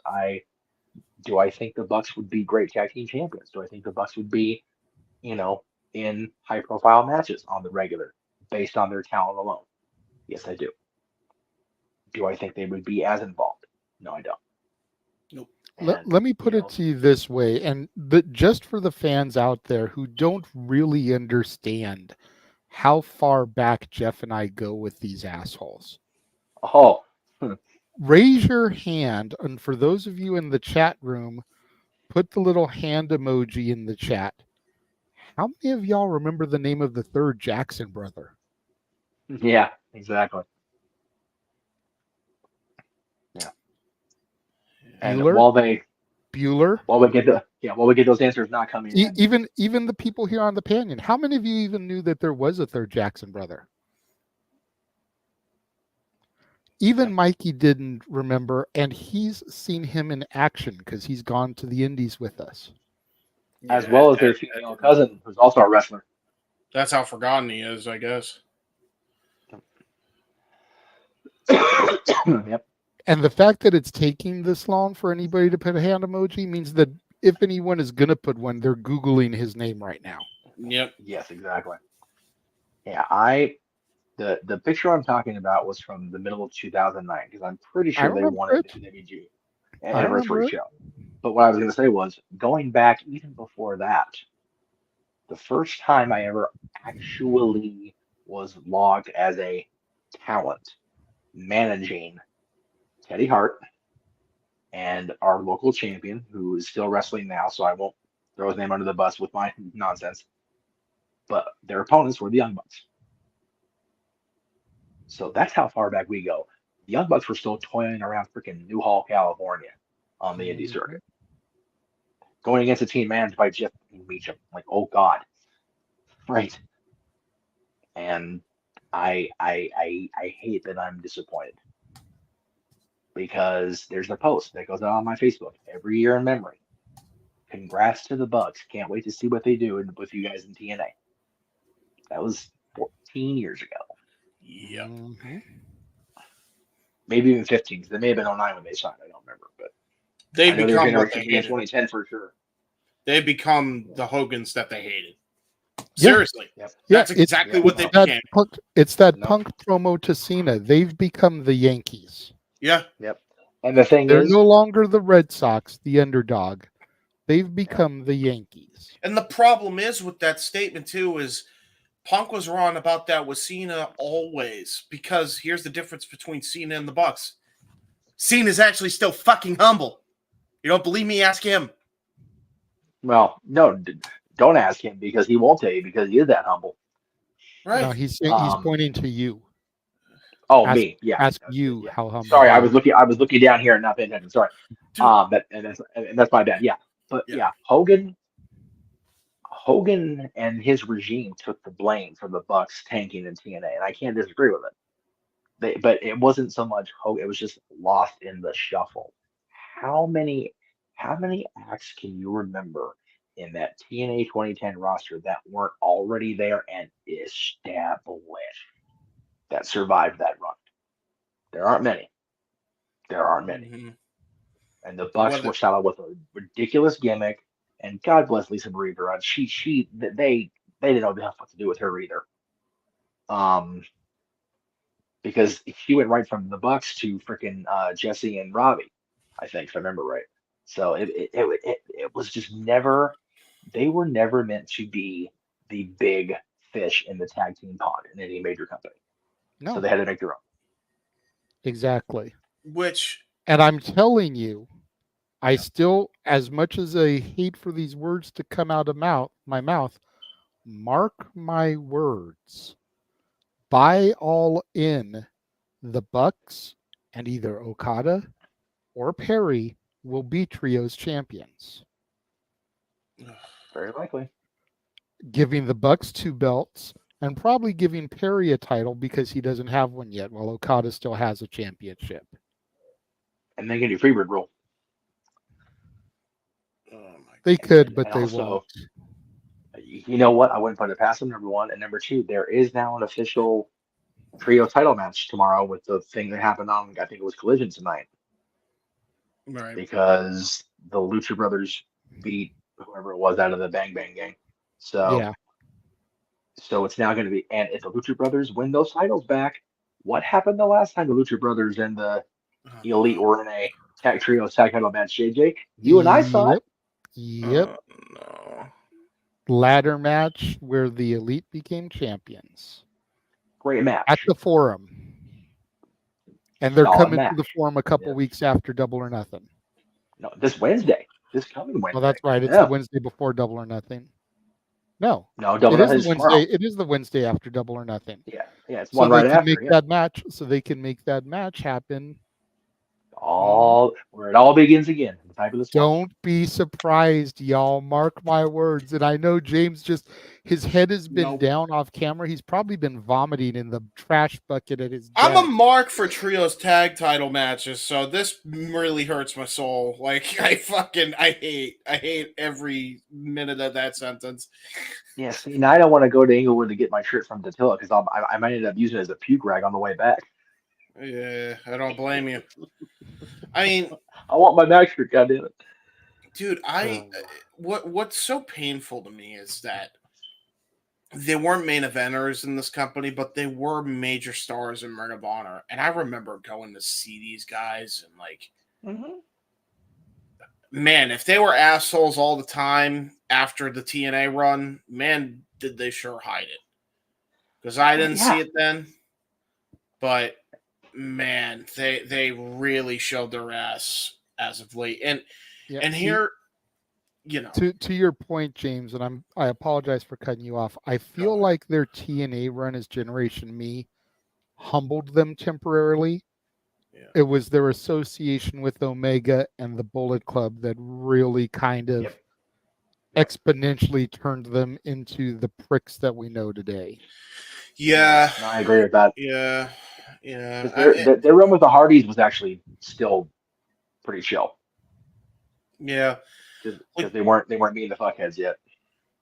I just want to say too, because like I remember I saw these guys, and I was watching AEW since day zero, y'all. Like I know, I really have been. So when I said what I said, pretty much the same time last year, while I was done watching AEW full time, I fucking meant it. I have not tuned into a single show because I know if I do, there is a risk of me seeing those fucks on my television because they have completely gone in against everything that they set out to do in their mission statement when they first started up. They were supposed to create and be responsible for the best tag team division in the world. And for a while, they succeeded at that. Until they let their egos get in the way because they got mad at what old CM Punk said. And old Jim Cornette said. Which I said on Jay Hebert's Side of Things episode 2. Who gives a fuck? Stop fucking focusing on that shit and focus on your own shit. Your own house of cards that you're trying to build up. That's what's so frustrating to me about all of this, really, is that you are essentially shooting yourselves, not even in the foot, you're shooting yourselves with a freaking fully loaded rifle in the dick. For no reason. For no reason. I don't understand why you can't just build stars and just let the wrestlers be who they want to be and not feel like they have to fucking walk on eggshells. You know what's sad? When Konosuke Takeshita goes on Twitter, I don't even know if it was a couple weeks ago, and he said, I'm not having fun in America. You know how much that hurts my soul? Because that dude's one of the nicest dudes in the entire wrestling industry. And now he's not having fun. Fuck all the way off with the Bucks. They let their egos get in the way of business and people having fun, which is the whole point of this company even starting. You have completely reverted to what you hated. You were treated like shit in TNA. No one will deny you that. Hogan treated you like shit. Bischoff treated you like shit. More than anybody, Russo treated you like shit. I know that for a fact because you told me straight up. You want to know why the Lisa Von Marie thing happened? when it never should have happened, and the way he was trying to book that whole debacle. That's why, right? So I'm not here to fucking like say that they weren't treated like shit.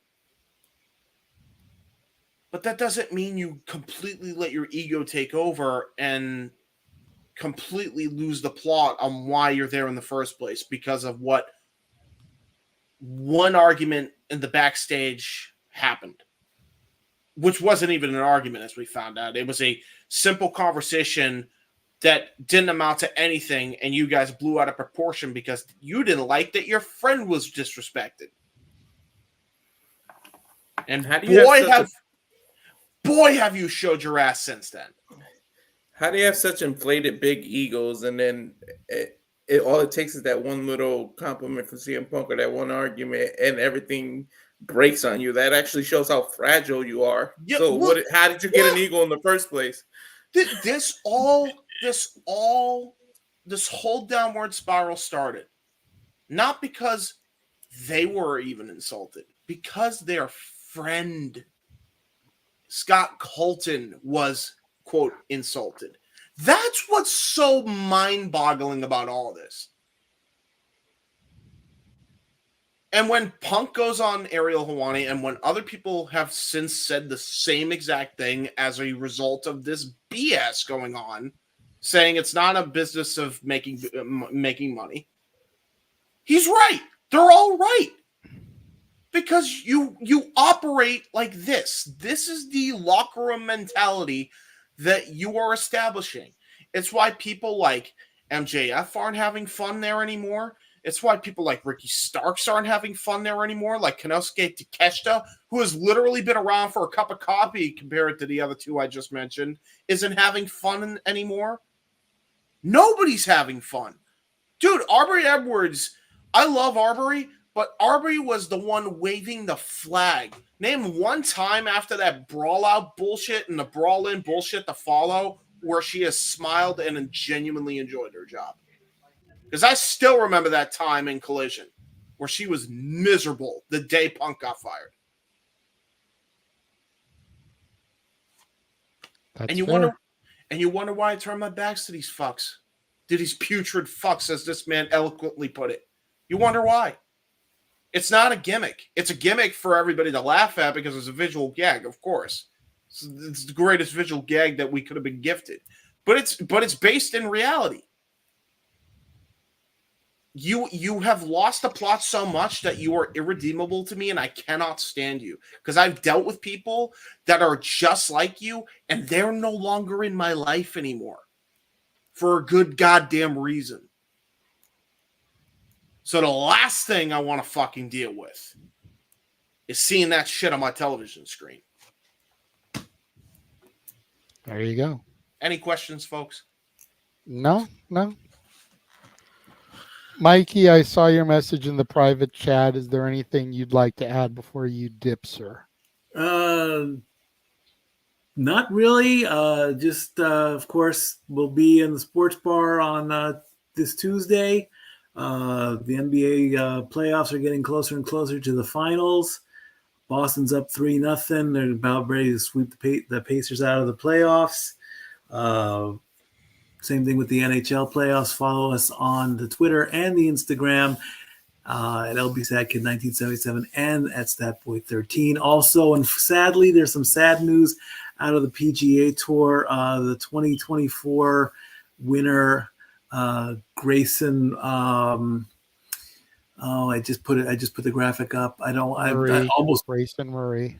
Grayson Murray passed away earlier today, only 30 years old. Very, very. Yeah, I know, man.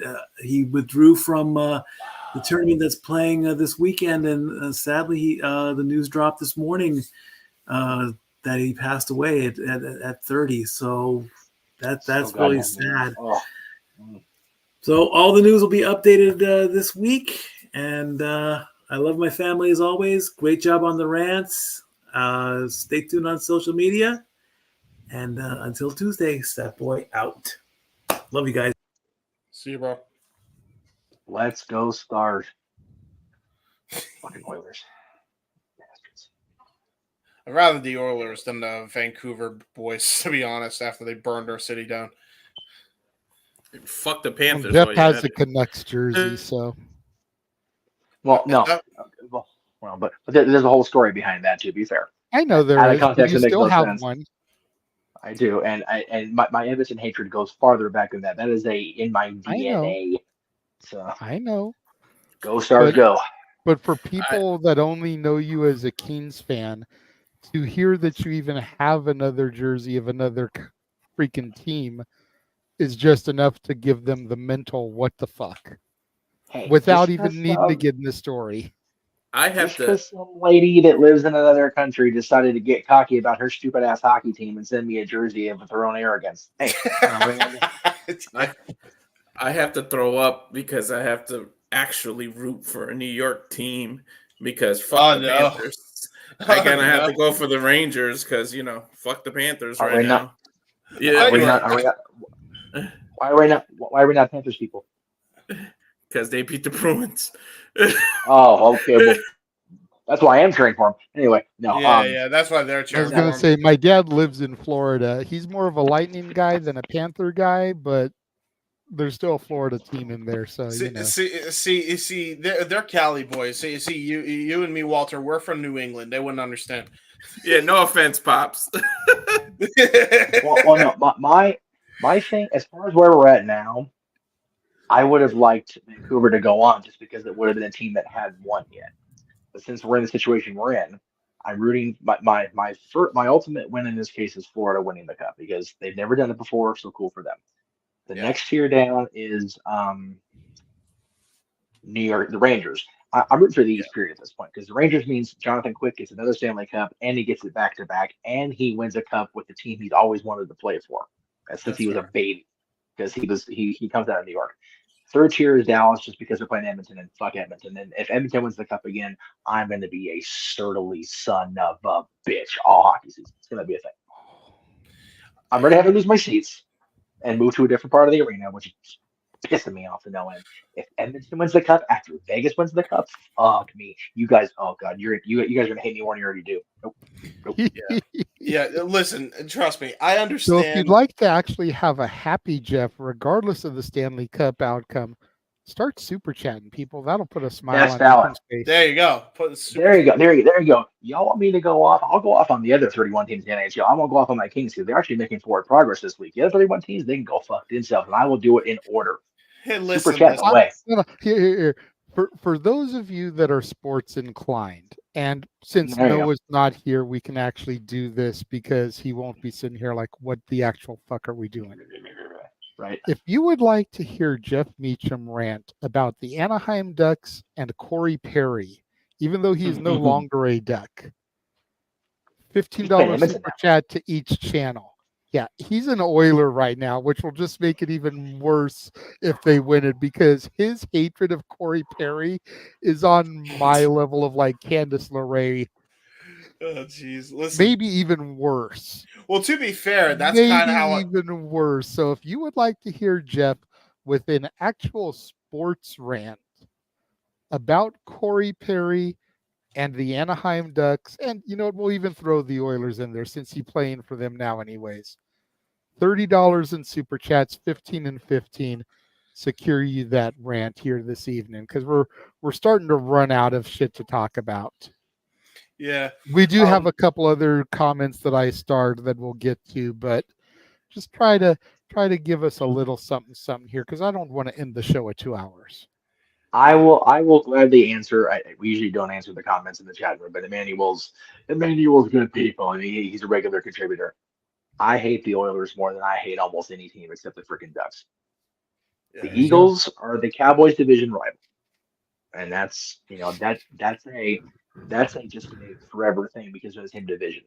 The Oilers were the team when I was brought into this world that everybody hated, and everybody hates greatness. Everybody hates the good team. Everybody hates this. They had Wayne Gretzky when Wayne Gretzky was still fucking Wayne Gretzky. Okay.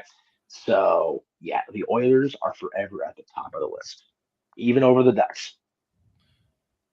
Hey, listen, your hatred for Edmonton is my hatred for Vancouver. The only reason I even hate Vancouver is because when I think the Bruins beat them. Yeah. And tell me how this makes any sense, okay? Because it doesn't make any sense to me. They lose, and then their bright idea was, we're going to burn our city down. What the fuck? Well, I can't rant on that reply because the Lakers won championships left and right, and LA burned on the regular. I'm like, I can't even defend it. Like, It's stupid. Why would you do it? It is stupid. And as far as Vancouver, I don't like the Vancouver Canucks fans any more than I like Oilers. Period.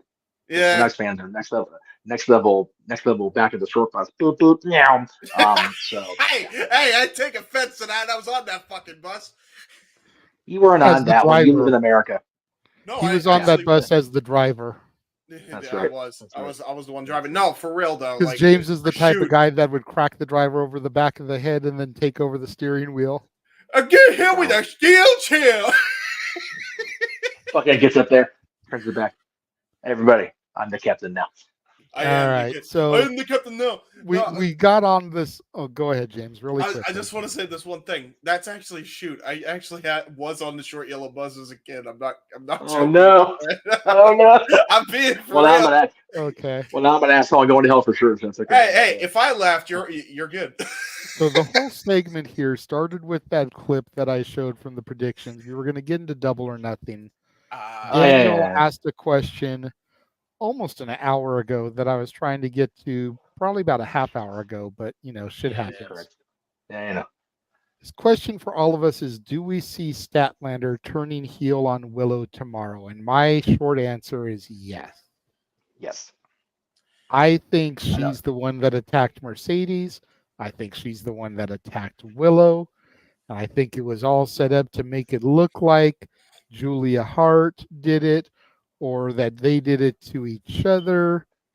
And Stat is going to turn because Stokely has never been Team Willow, despite how he's been acting here as of late. He has always been about Stat. He's probably gotten into Stat's ear. Stat defeated Jade, lost the title to Julia, and now her best friend is champion. Just, it's not going to sit right with Stat. Stat is turning heel. That is how Mercedes wins, in my opinion, because you can cover up the fact that she may not be 100% yet medically cleared. Yes. 100% top of her game, Sasha Banks. No. So how do you cover that up? You have Stat turn heel and help Mercedes win the title. Believe it or not, I feel like there's a better chance. I'm on the opposite end of the spectrum. I actually think that there's a better chance. I think there's a better chance that Stokely does something first before Statlander. I think they're going to save Statlander for a different episode of something. That's my thing. Perhaps the question isn't double or nothing specific, but with the match looming tomorrow, that's probably why he threw it there. So I'm saying it's going to happen tomorrow. You're saying that it still may happen, just not tomorrow. Yeah. That tomorrow may be the start of the turn, not the full execution of the turn. Yeah, I think you know what? There's a lot of camps. Because I'm thinking back they to may get Stat versus Willow at All In. Right. Yeah, they're going back to the fabulous form. They got to cause some kind of trouble on Wednesday. It's fair. Uh-oh, trouble. And considering Mercedes was just out here for the Acolyte premiere, to come back to Hollywood, less than a week later as the reigning champion. Acolyte premiere. Yeah, the new Disney Plus Star Wars series, The Acolyte. Oh, I thought you were talking about the APA. No. That should be a top 10 for us, and maybe we can even get Walter in on that. The top 10 movies that falsely advertise wrestlers. The Rock, starring Nick Cage and Sean Connery. Nothing to do about Dwayne Johnson. The Acolytes Heartbreak during the Kid, APA. The Hurt Locker. There's all these movies out there. It's like we could probably come up with 10 movies as a ha-ha throwaway episode of Dads to just really have some fun with. Jeff That should would be hilarious. it should be like a reverse dads with all three of you, and you should go as like Meech Jeffem. That's when you can debut the alter ego Meech Jeffem on that show. There you go. It could be our version of Rift Aronson. You gotta spell that Jeff with a G though. Oh shit. Meech Jeffem. I've lost control of my own network again. It's okay. This is what it is. William Jamerson.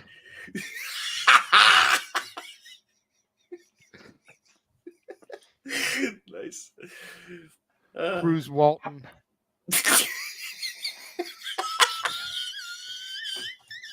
That one wins. That's the winner. That's the best one. That's the best one. Cruz Walton. That's the best one of the one. Oh, Jesus Christ. That's hilarious. Sweet baby Jesus. Damn it. But I know there's like 10 of them out there, man. Oh, okay. I know this is gonna go off in a different tangent, but you brought it up. Did we go on the Jungle Cruise when you guys came for the Halloween time? I don't remember. Do you remember? I don't remember either. Okay, no, you couldn't have. Because we only did the one side. So no, that was a park operating. Anyway, one of the dad skipper says, "Well, we've recently added a new addition to the ride today. We have a movie star on the ride now, ladies and gentlemen. The one, the only, The Rock." And then we just passed a random rock. Isn't there a movie called The Horseman? Probably. I lost my hearing again. Yeah. I was just about to notice that because I heard your mic change. But yes, I think so. Right, something like that. Like I said, we can go. Google and look Anyway, into there we it, go. you know. But I know there's a bunch of stuff there. Yeah. Okay. I just have a solid real gas topic to connect with. True. I remember seeing it. There is a movie called Horseman because it had Dennis Quaid in it. I remember that damn movie. Yeah. Woo! No Ric Flair, no none of them. What the fuck, That man? was gold. It was gold member. Come on, y'all.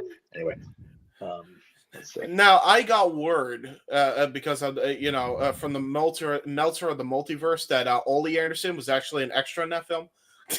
There you go. Hey, you know what? The Magnificent Seven. No Ric Flair, no Steiner Brothers, no Jeff Jarrett, no Road Warrior Animal, no Medeja. That's the worst one. That's true. There you go. And if you know what Magnificent Seven is, you're in the right room. What the fuck are we talking about again? Exactly. Before I put up the next question I have from SJ, if anybody else out there in internet land has questions they'd like to ask of us, go ahead and submit them. If they're good, we'll star them. If you definitely want us to address your question, attach it to a super chat. But as of right now, this is the last. Huh? I said, you're going to go off on a hockey bitch. It's $15 each way. There you go. But as of right now, this is the last question we have starred. So there we go. What was your guys' favorite match of the day for King Queen of the Ring? Well, I can tell you which one it wasn't. It was not Liv Morgan versus Becky Lynch. Not even I can tell you that. I knew it. Oh, man. I don't know, JJ. From what I heard, you absolutely loved that match. You were raving about how great that was. And you can go fuck yourself there, James. Oh, man. With no Vaseline. You can just fuck right off. There you go. Honestly, and this might surprise some people, but I'm gonna go with Nia versus Lyra. I think Lyra looked really strong even in defeat. I think Nia, and especially the way she finished that match with the Annihilator onto her chest when she was still on like the second rope, looked like she was about to just cave Lyra's chest in because of the drop that both of them had while she was coming down on her chest. And according to what everybody else out there says about Nia Jax, the old Nia would have crippled and killed Lyra with that move. she survived and she's still good. So y'all can eat a dick as far as her being unsafe. Jesus Christ. I've been saying it all along. I've been the one on this network defending Nia all alone. Like, I'm glad JJ's like, look, I got your back because I've been defending Nia. Ever since she came back, I've been defending her too because I've never seen what everybody else saw because her last run was while I was on hiatus. That's fair. So I didn't see the crippling, if you will, the accident causing Nia Jax. I've only heard what everyone has always said about her, and ever since she made her return at the Rumble last year, 2023, I haven't seen it in her. No. So I've been defending her ever since her return myself. And then what really made the match for me was that for those brief couple of minutes after she won, we saw Lena in the ring as she was being presented the crown by Triple H. You could see her getting emotional. You could see the way that Triple H was talking to her and hugging her. And then Kayla came in to interview her, and she snapped right back into Nia and turned back into Raging Bitch. But just for those couple of moments, you saw Lena, the person behind Nia Jax, getting emotional and having her moment. And that's what really sold that for me. That's pretty cool. Yeah. JJ, I think you have 4 jobs because you're a mind reader. Because I swear to God, all the points That you was just gonna said, be it was mine. exact. I was gonna say that. I was gonna because I thought I'd be the shock because I thought everybody would go Gunther Orton. And I was like, no, I'm gonna stick to my girls. Gunther Orton was nice, but I don't know. Something about that match was very, very well orchestrated and done. Ever since Nia Jax has come back, man, like she has been on a damn roll. Like her match with Rhea Ripley was great. Her match here was great. These stadium shows, she's been shining, man. The shorter card PLEs have just been shining as a whole. Like, look at these ones that only have 5-6 matches booked. They've all been awesome. The takeover mentality. Triple H has been going for quality over quantity. Mm-hmm. Yep. Take notes, Tony Khan. You don't need a 15-match, 5-hour card to have people say it's a good card. You could do 5 matches in under 3 hours. Okay, if you want to count the 2-hour bullshit pre-show, it was 5 hours. Still only 6 matches. Yeah. It's like unnecessary to overload the card. Yeah. Yep. I did hear tell though that on Monday for Raw in Savannah, Georgia, the catering menu is going to be Lyra-shaped pancakes with high sodium JJ flavored scrambled eggs after tonight's show. There's just a rumor I heard though from the Meltdown Multiverse. And I think he got it from SRS, so it has to be factual. Yeah. Has to be factual information. That's it. SRS. 'Cause I hear you bullshitting. Because he subscribes to the paywall, so he definitely gets the good shit. I heard that. I actually heard from the grapevine through the Meltzer of the Multiverse, which means it's bullshit, but I'd like to believe this is true in my headcanon, that Big Vinny V is sick of everyone's bullshit in that fucking field because you can see it on his face. Anytime Alvarez mentions some fucking bullshit news story, he's like, "We're doing our retro. Just shut the fuck up, Alvarez. Shut up. Shut up." Seriously.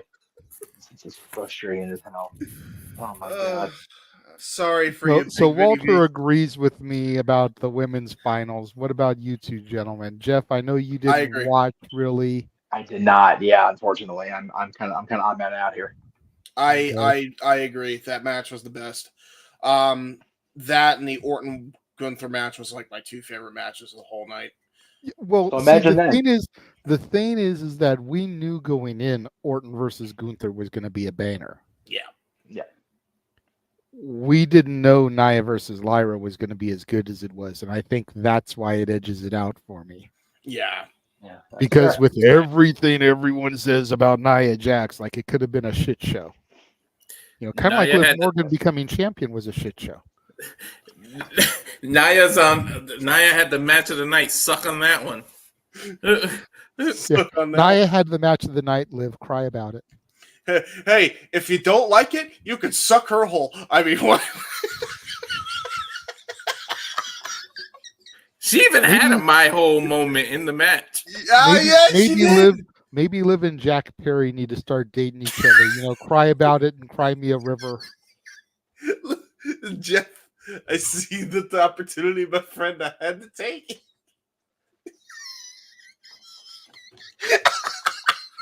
He saw the opportunity and he took her home. There you go. Oh no! Arlene's forgotten her question with everything we've been doing. See, this right here, this shit right here is why it's called the Saturday Night Shenanigans. And Noah's gonna go back and watch this before Double or Nothing tomorrow and be like, "What the fuck did I miss?" I'm gone for one night, and who's go crazy. The train derails before it hit the tunnel. True. This is the real reason, Noah. The train derailed before the train pulled out of the station. This is why Noah is the true MVP, because he is the one that supervises us dipshits. Yep, that's true. JJ, get your show back on track. I feel like I will not. Noah's I'm not really trying tonight. I'm drinking, so When the cat's away, the cat's away, the mice will play. This is 2 nights in a row I've drunk on the air. There you go. Wow, damn, dude. Hey, you know what? It's a celebratory drink. Last night I had me my apple honey jack mixture along with a Coke. And tonight it's a Mike's Hard Lemonade Black Cherry that I stashed out of the variety pack. I will say this. It's not quite midnight yet, so happy birthday, Roman Reigns. We miss you, big dog. Please come back. Yes, please. Please come back. Please come back. And did anybody 6 months ago think that one of these shows would have us yearning for Roman Reigns' return and calling a Nia Jax match a match of the night? Nope. Just saying. The bloodline rules as always. Jeff pointed this out earlier during the watch along, even though he wasn't actually watching along. But when was the last time we had a PLE that had zero bloodline involvement? Directly. Not counting Nia, of course, but yeah, the actual bloodline. Yeah, but it's going to say she's not a member of the bloodline. So when did we last have a match that had zero bloodline involvement? About 4 years ago, maybe. Yeah. Well. Okay, I still wonder. You know what? I posed this question to Walter during our pre-show. I'm gonna go ahead and pose it to Jeff and James here because it'll generate a little bit more conversation. Yes. We all know that Gunther was going to go into this and probably win and go to the finals. So let's just throw that out for a second. Did WWE fuck up by not booking main event Jey Uso versus Tama Tonga for the King of the Ring finals? And I'm going to tell you my logic here. Hold on. Let me give you my logic so you can see where this train is running, and then you can agree or disagree. Okay. Jey Uso is main event Jey Uso. He is arguably the biggest breakout star of the original bloodline right now. Then you've got Tama Tonga, the son of Haku. King Haku back in 1988, who, granted, was awarded the crown, didn't really compete in the King of the Ring to win it, but you could have had the son of Haku win the actual fucking tournament to carry on the legacy that his father had. So you've got that right there, and then you've got the seeds planted for what will be our Bloodline Civil War match come War Games, more than likely. Yeah. Because if the draft is going to be what it's supposed to be, and Noah's not here, but brand split, LOL, at least Triple H has been making it work since the draft this year. We only had interpromotional because it was the tournament, and each bracket had to come to face off in the finals here. But we're realistically not going to have Raw interacting with SmackDown except for at a pay-per-view event like this. So to have Tama Tonga representing SmackDown and Jey Uso representing Raw in the finals to kind of plant those seeds and, Let that marinate and add some seasoning to the chili pot that it can slow boil in the crock pot for 5-6 months. I think this would have been the perfect opportunity. We had Paul Heyman, walking by Jey Uso at Backlash and kind of that look like, please God, help me. This is the next step. And then come Clash at the Castle, you get the next step and the next step before we finally get Roman Reigns' return, whether it's the end of Money in the Bank or at SummerSlam directly, and we really kick this thing into overdrive.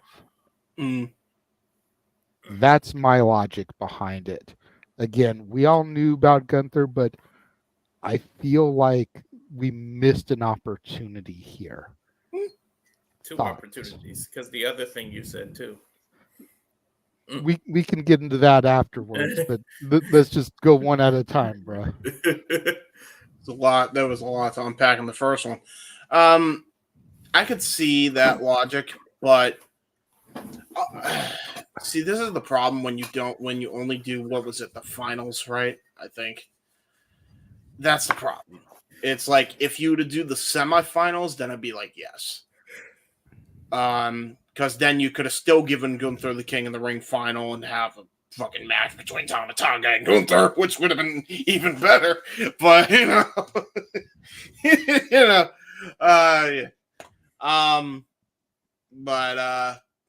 Maybe next year.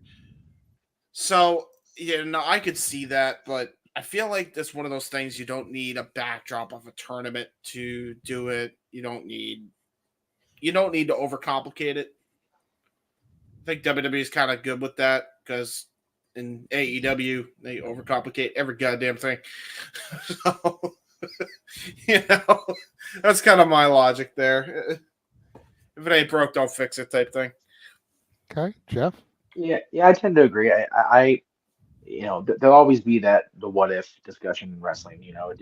Should we have done this? Should we have done this? And it's like, yeah, maybe. But I really think that reestablishing the reality that Gunther is still one of the baddest men in the land. We can get the bloodline civil war kicked off, even as subtly as it's been, and keep it simmering rather than start to bring it to a boil. I think they made the right call today. Yeah. Okay. To the point that Walter was getting at, as far as my other missed opportunity. The last few days, we've been paying tribute to Owen Hart. 25 years ago, Thursday was Over the Edge. 25 years ago, yesterday was Rise Owen. Yep. Owen Hart was the second ever pay-per-view King of the Ring winner 30 years ago this year. Did WWE fuck up by not putting Natalya in the Queen of the Ring finals? Yep. She could have been the second ever Queen of the Ring, just like Owen was the second ever King of the Ring. Yep. Just like Uncle Brett was the first ever King of the Ring, pay-per-view wise. Don't at me with the Harley races and the Randy Savages and shit. I mean, with all the Owen Hart synergy, just of this month alone, his birth month, his birthday is the beginning of May, and then 30 years, ago, this year he became King of the Ring. 25 years ago he passed, and they did the tribute. Like all that Hart synergy, like I think Natalya should have been Queen of the Ring. No disrespect to Nia, I like the fact that she got it, but I think it should have been Natty. If they were gonna go with a veteran who didn't need it, as opposed to the younger Lyra Valkyria who could have made a career off of it, I think it should have been Natty. Yeah, and for Nia, I get it was a redemption thing, which is why I'm not mad of her for winning it. But I that's why I've been wearing this all day as far as on the air. Like, yep, I think it should have been Natty. I agree. I do too. Should have been me. I said Natty should have won the very first one, just as an Uncle Brett, I'm just Queen. Damn it, her name is Queen of Hearts. Like, what the hell? It's written right there for you. Yeah, me and Walter were talking about this. You legitimately have the Queen of Hearts, the Queen of Spades, and Charlotte Flair, who just calls herself the Queen, and none of them have won Queen of the Ring yet. Yep.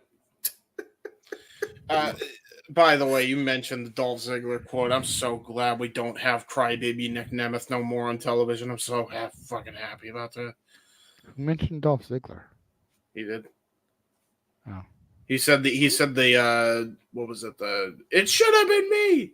Oh, yeah. I didn't get that. Okay. Yeah, because yeah, that's right. You didn't watch. I did not understand that reference. I'm not Yeah. Captain America this time. Why are we picking on Nick? No, I'm not picking on Nick. I'm just glad we're not getting Crybaby Nick Nemeth the character anymore, like we were getting on WWE TV. Oh, that wasn't my favorite iteration of what they did. I was like, figure out teleportation. Yeah. Kill Sorry, James. I know. Got it. Okay. No. Okay. I was like, It's on Nick tired. for. What the fuck? It's tired. I'm Jeff. There you go. So the answer to your question, Mr. Williams, sir, is technically it was SummerSlam 2020, the night Roman Reigns returned, because he hadn't established that he was going to be this heel badass with Paul yet. He just came in and wrecked shit. Yeah. No Usos, no Roman until the very, very end, and no Paul. So SummerSlam 2020 was the last time there was no even a sniff of bloodline. Because Payback, of course, a week later, Roman became the champion, and off we went. So 4 years almost without a bloodline involvement in some way or another. There you go. There you go. That is telling, and it was still a good show, and it was a compelling show. Just like this one. No, that's what I'm saying. So today was compelling in spite of the lack of bloodline. Gotcha. Okay, I see what you're saying. I love it. That shows me that whatever Hunter's doing up there in that big tower it's working. Yes. All right.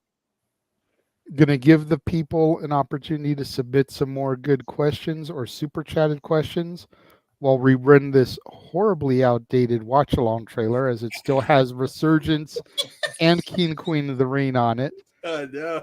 Honest, you know what? I'm gonna be 100. I've been lazy as shit with starting this new job, trying to do 3 jobs, and honestly, I was waiting for tomorrow to pass. I didn't think it made a whole lot of sense to trick one out that would then be out of date by the time we ran it tonight, that would then be out of date by the end of tomorrow. Yep. So just run it.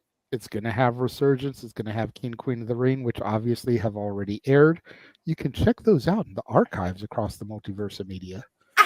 And then once tomorrow is over, we'll add SummerSlam 2026 now that that's announced. We'll add Crown Jewel now that that's announced. We'll add some of the other shit that's been announced that I may have forgotten about, being kind of out of the loop for a little bit.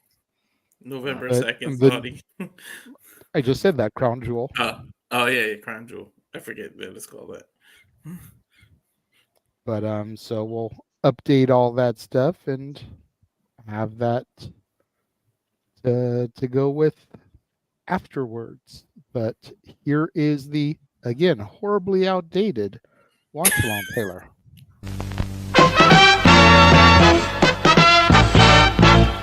And now, preview time. So let's take a look at what's coming your way.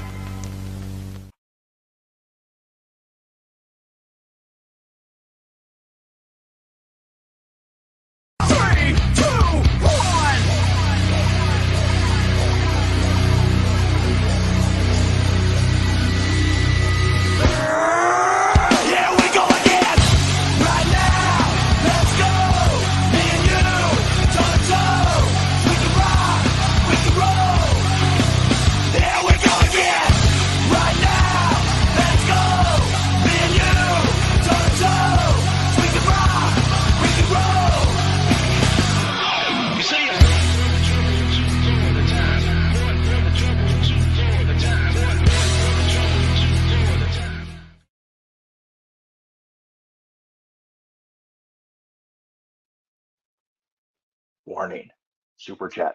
or we will find you and we will kill you.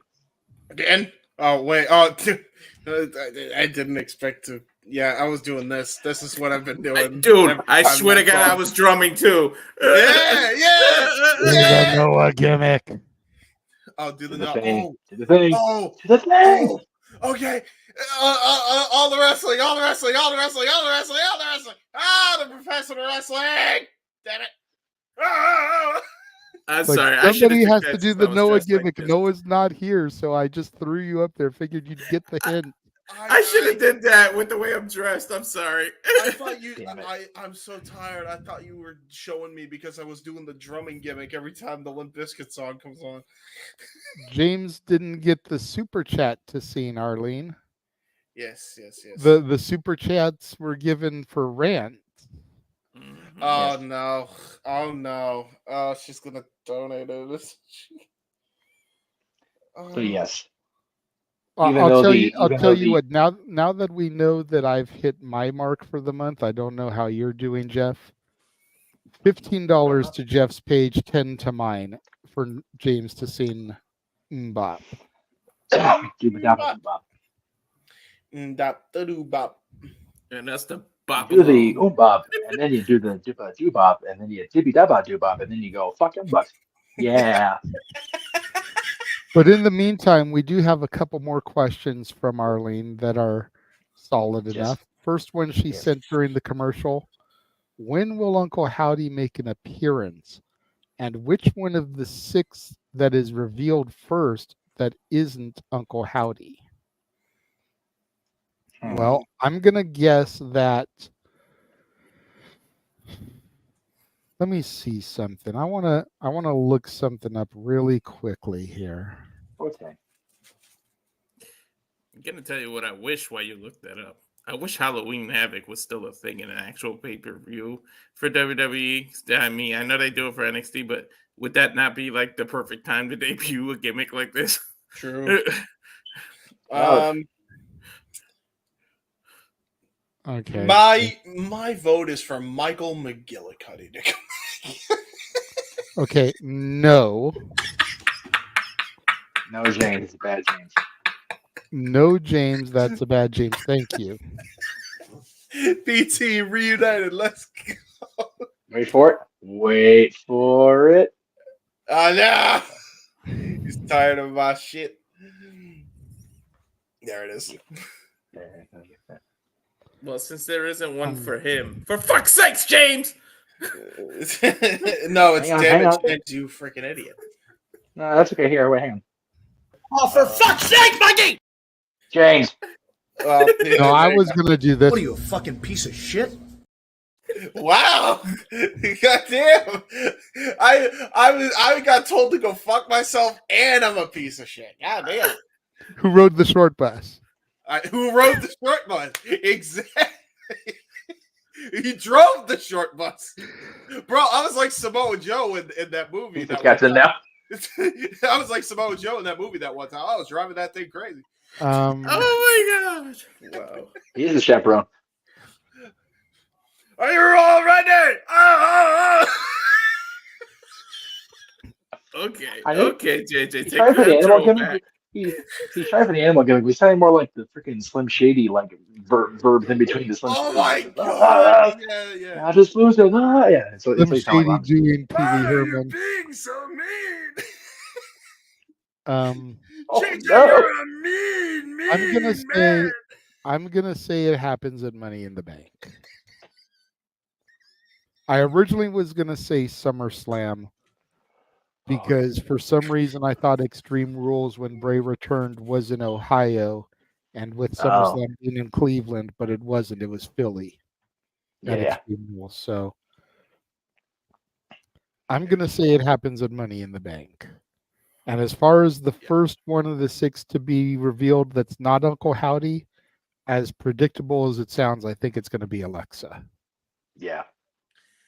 Because I feel like we need Alexa and Uncle Howdy to begin things.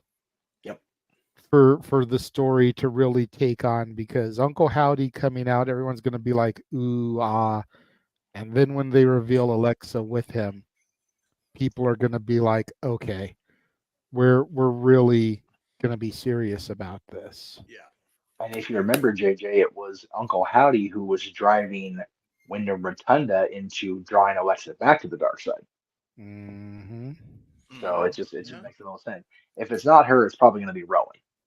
Just because Rowan's the only.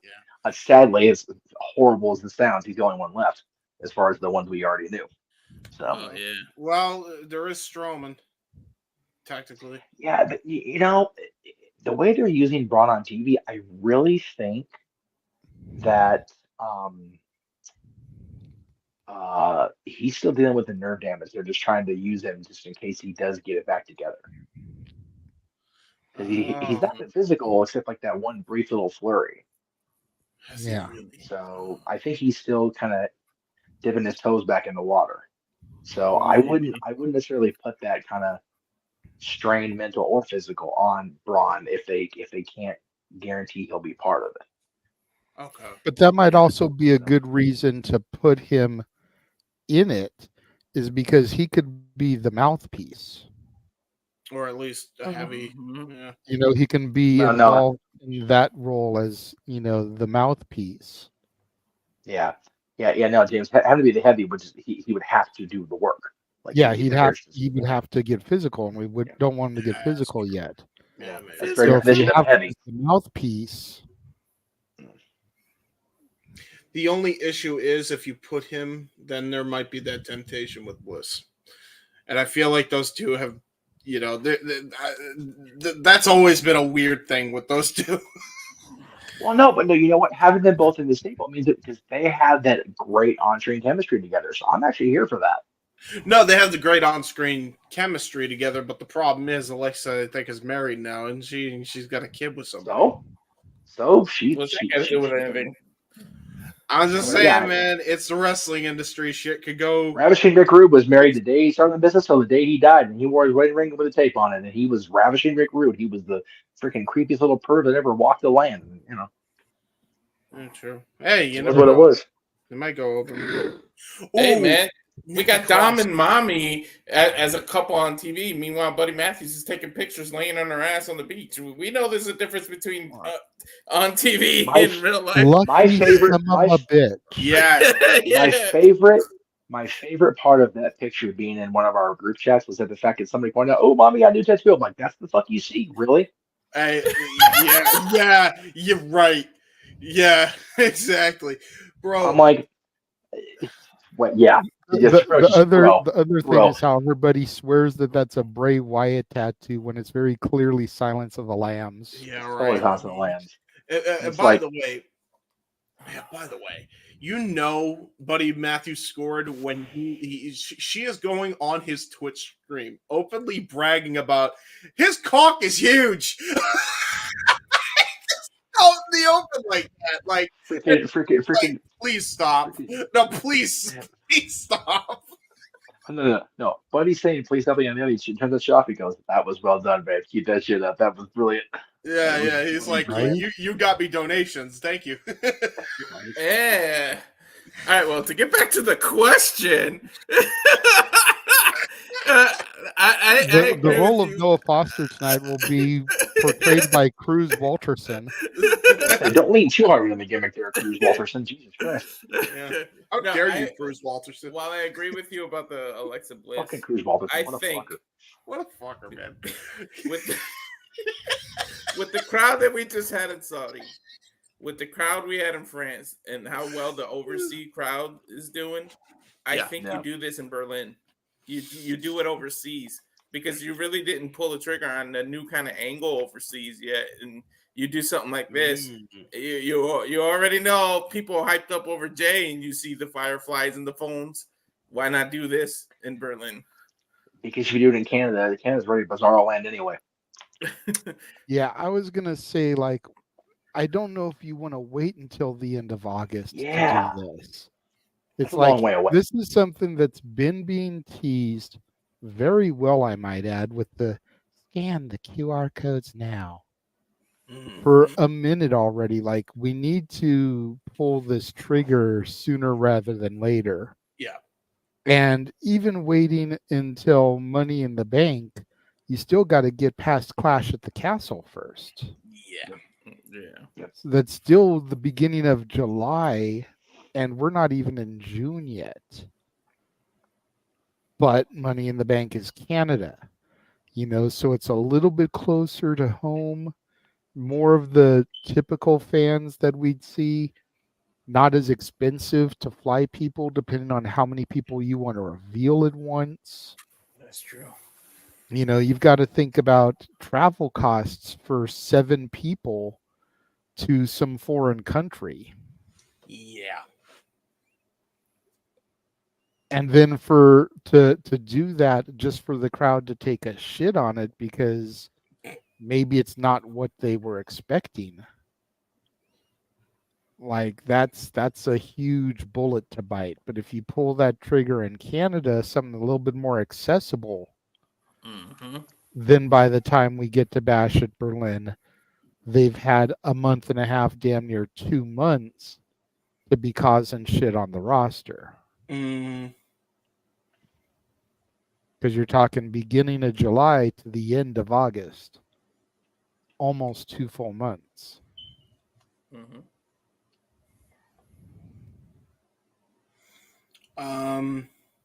Yeah, I agree. I would say start of execution, Money in the Bank, and if they've not fully formed by Berlin, we've got a step. No, I agree. With Okay. that.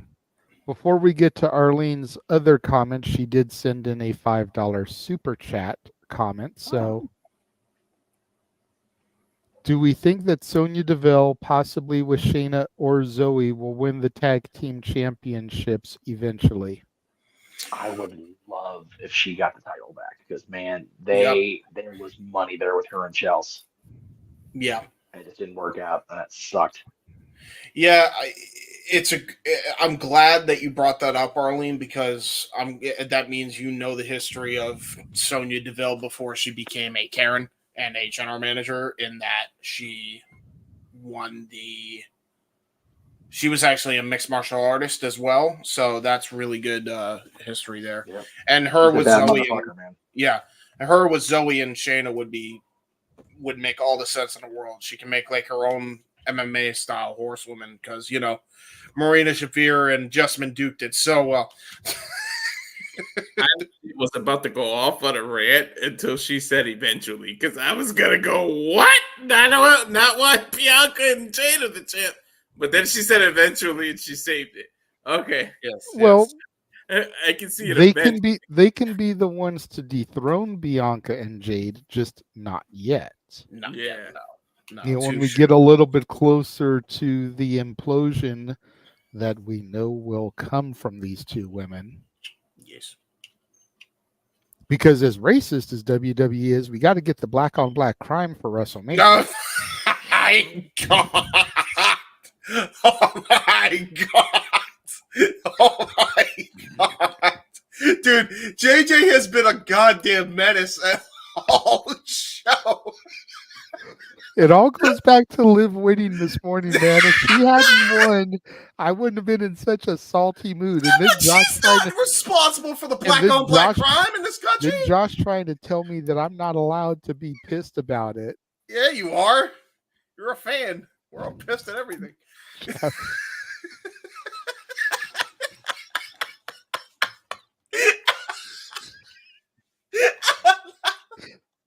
There goes Jim.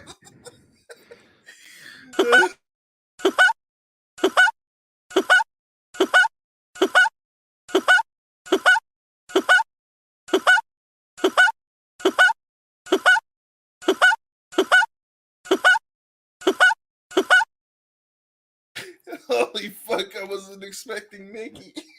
I haven't heard that in ages.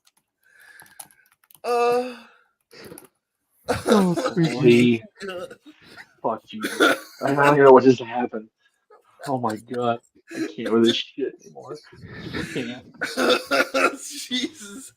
This is the problem when you have JJ who's drunk and already pissed off about something in the wrestling industry, and then you got me punch drunk, Jeff punch drunk, and then Walter's just here.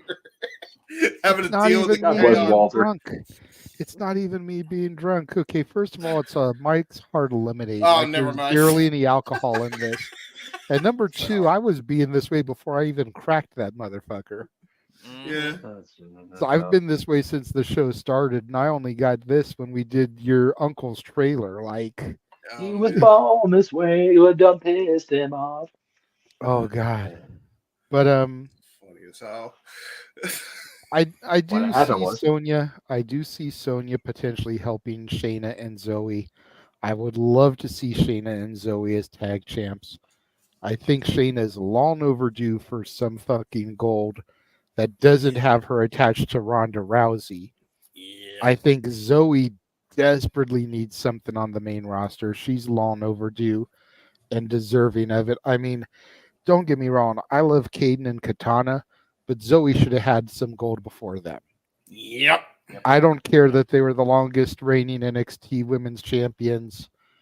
Zoe Stark deserved some gold, especially being aligned with Shayna Baszler and Trish Stratus before that. Yep. Mm-hmm. True that. She deserved some gold before they got it. But Yep. I'm not Sonya's biggest fan, but I think that her personality works with the unit, even if just in a managerial ability. I don't know if she's going to be a full-time performer, like in-ring competitor anymore, or if she's going to try to stick in a managerial / authority figure type of role. That's fair. But I would actually prefer to see her as that, because I think she's got the knowledge and the know-how to be a hell of an advocate for the two of them. That's fair. That's fair. I only say that she should because as a wrestler, she was actually supremely underrated, and she was actually like really good as a tag team wrestler with whoever the fuck they paired her with. So She definitely can be an advocate. We already saw her in the general manager role, so Yeah. All right. Arlene sent a second super chat because just like her brother, she likes to split it amongst both sides. This time to my side, she says, I know it's early, but who do you think will be the first announced inductee into next year's Hall of Fame? Michael McGillicuddy. Sorry. No, I don't know if he will be the first. Let me just preface it there. I don't know if he will be the first. But I think the reason he didn't go in this year is because they knew they were probably going to do it next year in Vegas, the home of the UFC, Ken Shamrock. Yeah. I was gonna go there. I was saying Rico as a joke, but I was gonna go there and say Ken too. Because You know what though? Rico's a Vegas guy. Exactly. That's why I said that. And Godfather is already in, unfortunately, or else you could do Or Charles. Val Grant. Venus. Isn't Val Venus a Vegas dude? I don't want Sean Morley at that place if I'm going. Please don't put that out. No, Val Venus is Canadian, eh? Well, okay. Yeah. The character's from Vegas, yes. Yeah, but the character is Sean from Morley Vegas. You're right, but Sean Morley is Canadian, eh? Sean Morley's Canadian and fucking stoned. I can see it now. The Hall of Fame tag team for this year's Hall of Fame, supply and demand. Let's go. Damn right. I'll co-sign for that. The shortest tag team to ever be inducted in the Hall of Fame, which is ironic considering their name. No, you know who you put in the Hall of Fame for the tag team? Who? And not a tag team, but a stable. In Sin City, you put Right to Censor. Nice. There you go. Just because. Then you get the Godfather getting into the Hall of Fame again in Vegas, where he owns a strip club. And you get Val Venus, the porn star, in the Hall of Fame in their anti-porn star and stripper gimmicks. Like, the Right to Censor in Sin City just seems perfect. And then you Ivory's get also old a Hall White of Famer. Sox. Yeah. You get old White Sox Stevie Richards in there too. Yeah. Which, if we're being real, Stevie Richards isn't getting in a solo induction. He'd have to go in the BWO or the RTC. I'm still yeah. I'm still pissed. We And never Barry, Go ahead. Barry by God Buchanan, the WWE Hall of Famer. That's enough for me to go. Damn it. True. That's right. Bull with his Buchanan- YouTube channel, he's getting pretty popular right now. Yeah. And when Bull Buchanan gets on the microphone for his acceptance, he's got to give a booyah for the old B squared gimmick. Mm-hmm. Yeah, oh my god, dude! By the way, Maven's awesome. He's Yes, another he is. YouTuber. He's awesome. I love his Yeah. YouTube channel. Yeah, JJ put me on Maven's YouTube channel. I don't watch you go. every video that he drops anymore, but I do Yeah, check out a good chunk of them, and I'm so happy that Maven Huffman has found success as a YouTuber when he wasn't able to find it as an in-ring competitor. Yeah, I agree. He's just a solid dude, you know. It's great. He is. But He's a real down-to-earth. Cheers to you, Maven. It's to the point where I wouldn't put it past them to bring Maven back just because of how popular that channel is getting. Yeah. And I will say this: inducting the RTC should be the APA for all the wrong reasons in Vegas. That's fair. Because then the after party would be glorious. Just for Bull Buchanan and John Cena should rap intro him into the Hall of Fame. This is, we're booking a fucking weird ass Hall of Fame. People are going in 2 or 3 times per night. Vegas. It's Las Vegas on 420 weekend. It books itself weird, brother. Okay. They're not even going to remember the Hall of Fame the next day. It's fucking Vegas. Sitting in the Hall of Fame. Until tomorrow when we're still gonna weave y'all forget. Woo! Woo! Why'd you get the woo like it was the fucking DuckTales theme?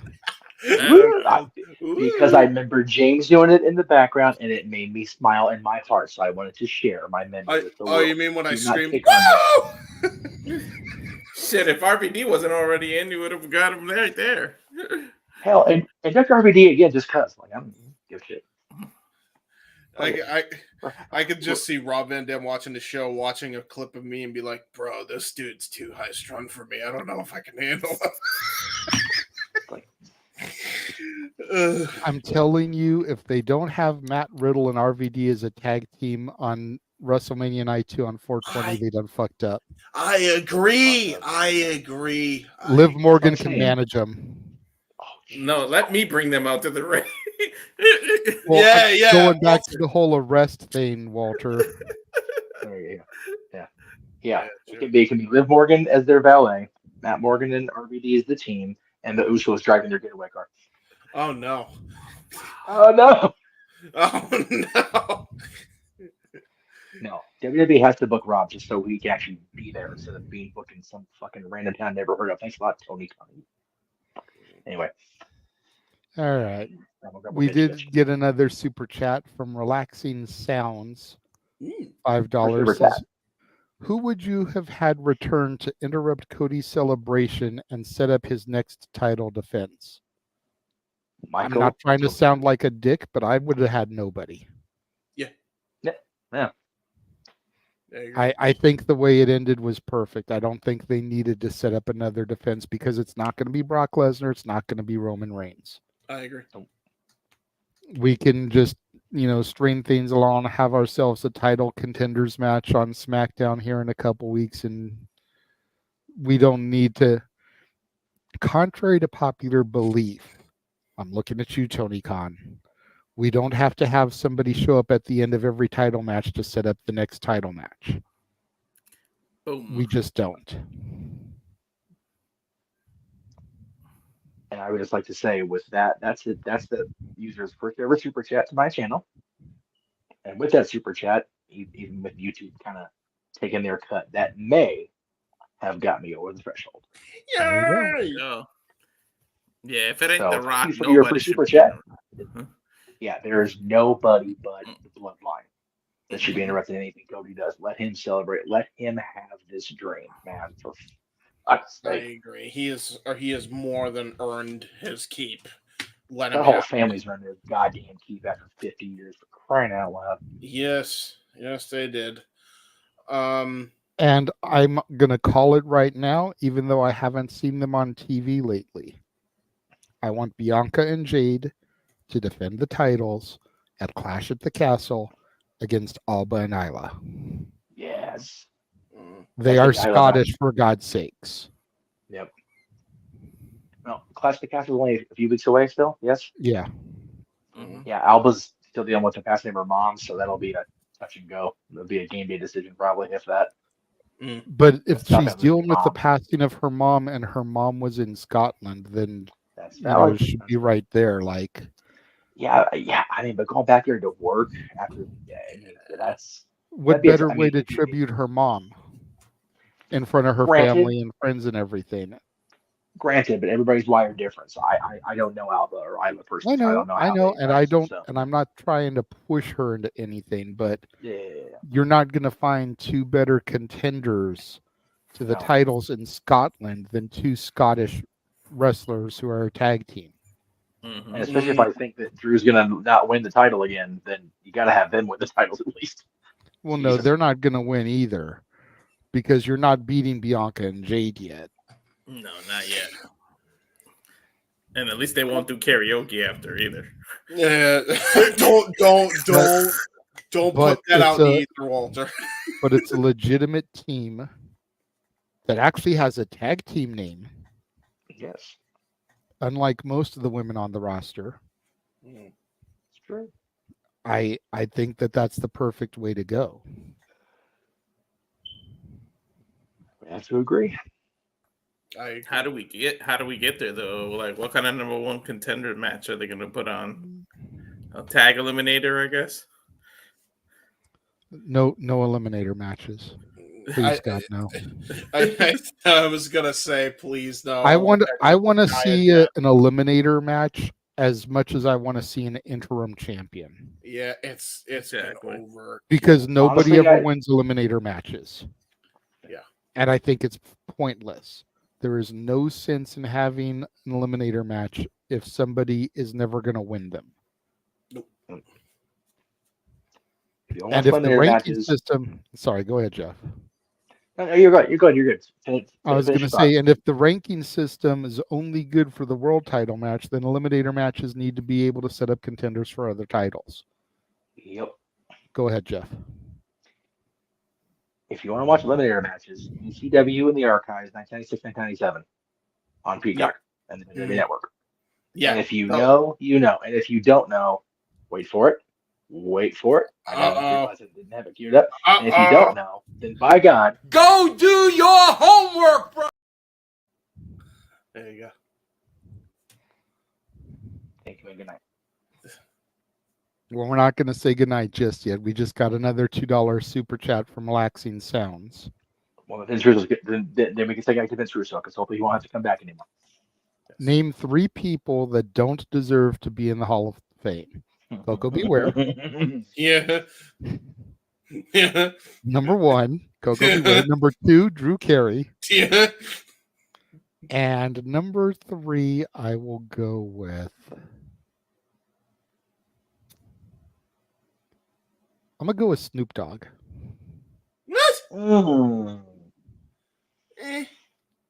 Because aside from being Sasha's cousin, what has he really fucking done to deserve to be a WWE Hall of Famer? He's a multi-time host of different WrestleManias. He was a WrestleMania 24 hosting. He contributed theme songs to WWE, Yes, many including times. Sasha's, including that Aggression album, which, granted, his wasn't the banger of the album, but it was still a decent song. He's on the chorus of that song. It's Dub C's song. Oh, They okay, bill I it don't as know Snoop that. Dogg featuring Dub C, but it's Dub C featuring Snoop Dogg. I know. I'm just saying, his track's on there. It is what it is. I think he deserves to be in the Hall of Fame, even though it happened after he was inducted, just because of his commentary alone this year. Because that shit was funnier than hell. God. I'm going back and looking through the list because there's got to be somebody. There's less somebody deserving than way Snoop Dogg. less deserving than fucking Snoop Dogg. I'm sorry. There's no way. I'm sure if I had the list in front of me, I could come up with somebody too, but he's just what came to my head. Because I know somebody who Jeff would name number 45, Donald Trump. But I No, think you know he's what? I worthy wouldn't. of being in the Hall of Fame. Yep, I do too. I wouldn't take Trump off the list because he did host 2 very important WrestleManias.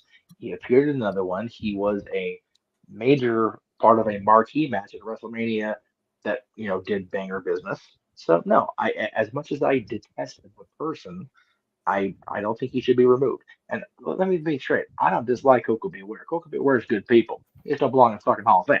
No. Same with Drew Carey. I never met Drew Carey. Wouldn't whatever. But he literally did less to get into the Hall of Fame than the guy he succeeded as the fucking host of The Price is Right. Yep. Yes, he wrestled in a match. But Bob Barker was the best guest host Robert had. I done said that shit. I die on that fucking hill with a freaking Showcase Showdown wheel in my heart. I vote Mr. T for the My Mama speech. No, you know what though? Again, I will tell you why Mr. T deserves to be there. No, I know. It actually happened this week. So I think it was Mr. T's birthday, as a matter of fact, this week. And Pee Wee Herman's social page, obviously Pee Wee didn't post it himself because, reasons. But it was a picture of Pee Wee, and I think Cyndi Lauper was with them and Mr. T. And Mr. T in the picture with Pee Wee that Pee Wee chose, or the Pee Wee's people chose, was wearing a Hulkamania shirt. So Mr. T and all his pop culture stuff he's done, there it is. There, okay, so that's clear not Cyndi Lauper. I apologize for that. It's 2/3 of the Fat Boys. Yeah. 2/3. There you go. Again, I see Cyndi Lauper because she's the most deserving that isn't in there yet. So Yeah, but oh my god, you say Cyndi Lauper and so if you take the color on that one Fat Boy's hat and apply it over an actual hairstyle, there you get Cyndi Lauper. There you go. Anyway, what the fuck ever. It's 11 o'clock on a Saturday. I've been up all I know. It's anyway, not your fault. but the point is, all the pictures Mr. T's ever taken in his life, the one with Pee Wee, he's wearing the Hulkamania gear. That's why he belongs in the Hall of Fame. That shit right there. That shit right here. That shit right here. That's why. Let's see. I don't think Great Neil Khali Mascaras. deserves to be in there. Neil fucking Mascaras Yeah. is my third pick. Yep. He literally showed up The one one time. thing he did, and he botched it. He bought it. He showed up and he dove out of the ball. He said, "I'm not jobbing tonight. I'll eliminate myself." He literally did. Neil fucking never jobbed, to be fair. So. Yeah, exactly. One of mine has got to be Great Khali. I understand why he's in there. I disagree. I understand why he's in there. I just don't. I disagree. Yeah, go ahead, Jay. Yeah. I feel like, I get where you're coming from as far as his athletic ability. When you think of like the Hall of Famer in that aspect, I can see your point. Mm-hmm. But if freaking Titus O'Neil deserves the freaking Warrior Award over Shad Gaspard that year, then Great Khali deserves to be in the Hall of Fame. Yeah. Because last I checked, Titus O'Neil is still alive and can accept the award anytime. Yep. Shad Gaspard deserved to go in the year over Titus, and I have my third one. I will remove Snoop, even though Keen Mike co-signed with me on it. My third one is going to be Jimmy Snuka. Yep. And I get from a performer standpoint he does, but the dude murdered somebody and still went in the Hall of Fame. And if that's allowed, then China needs to be in there, and same with Chris Benoit. Yep. You know what? Granted, China didn't murder anybody. She just did porno videos. But if we can have a legitimate murderer in the Hall of Fame, a woman choosing to have sex on camera is not near as bad. Mm-hmm. And let's just go ahead and throw Chris Benoit in there too. And also, all on that point, I think my third would have to be Carlos Colon because of what he did to Brody. Well, Carlos was the promoter. Let's be clear on our commentary here. Carlos was the promoter. It wasn't him. It was the invader, Jose. Gonzalez that actually committed the deed. He set it up, from what I understand, in that whole. Well, again, that's a lot of hearsay, speculation. Allegedly, yeah. Yeah, let's try to leave speculation out of it. But Snuka is, and granted, that is also speculation. Let's be clear on that too. But Snuka, it's like, For Christ's sake. Get stared at you in the face by the end of his life. If we're talking about celebrities, this is probably going to get me some hate tweets, and there it is, by the way. The Warrior Award stuff, like most of the winners of the Warrior Award that I look through here, I tend to agree with them, with the exception of one. Because, well, actually, there's a couple of Warrior Award folks that I don't agree with because I get the way they reshape the reasoning for the Warrior Award, but I still think the Warrior Award winner should actually have had some sort of involvement with WWE at least once.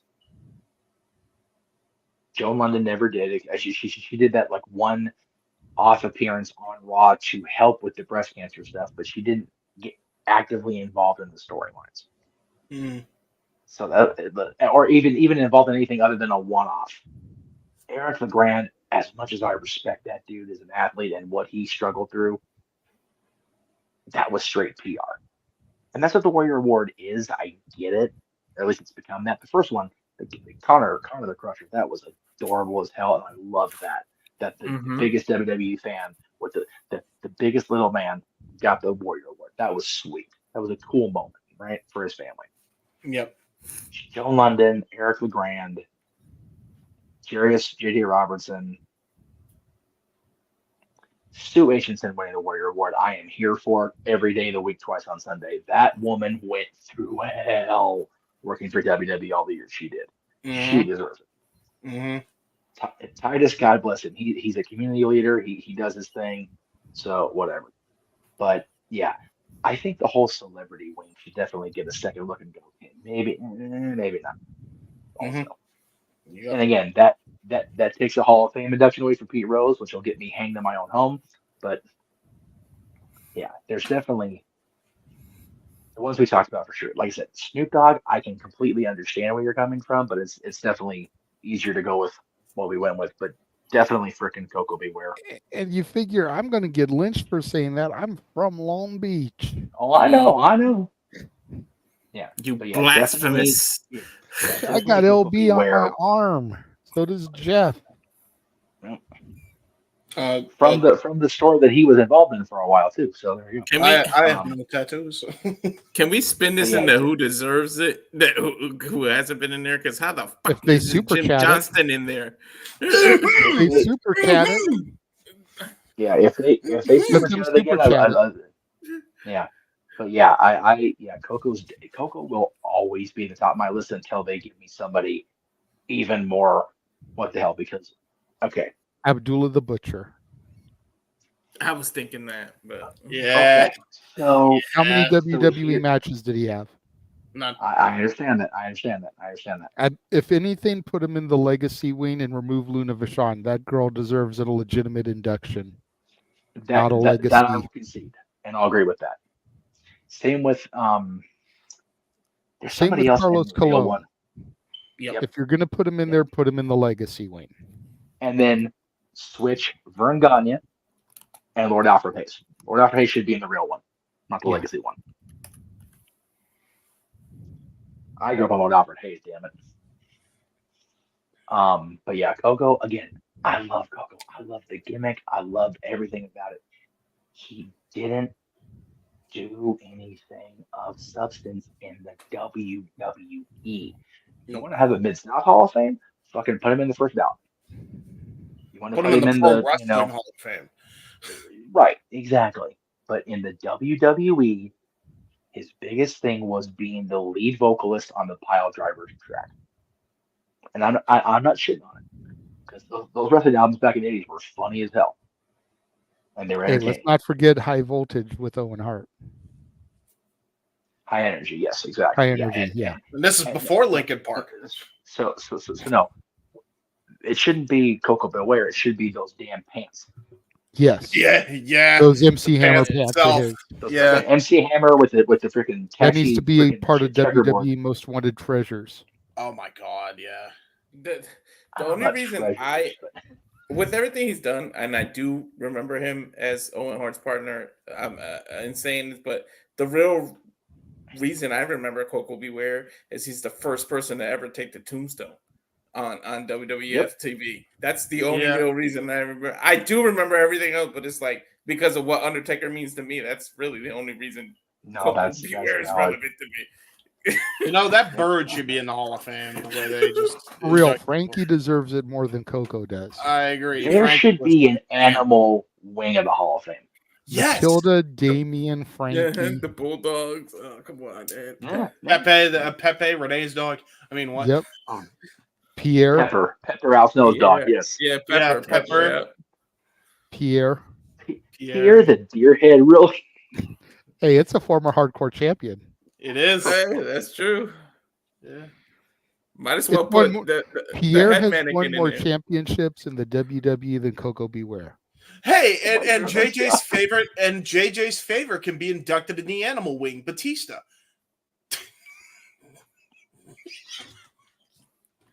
James? I don't know. Some of these picks that Hall of Fame is getting like they need to make it a real thing because it's getting too watered down. Because at this point, you might as well do a match Hall of Fame, a weapons Hall of Fame. Yeah, true.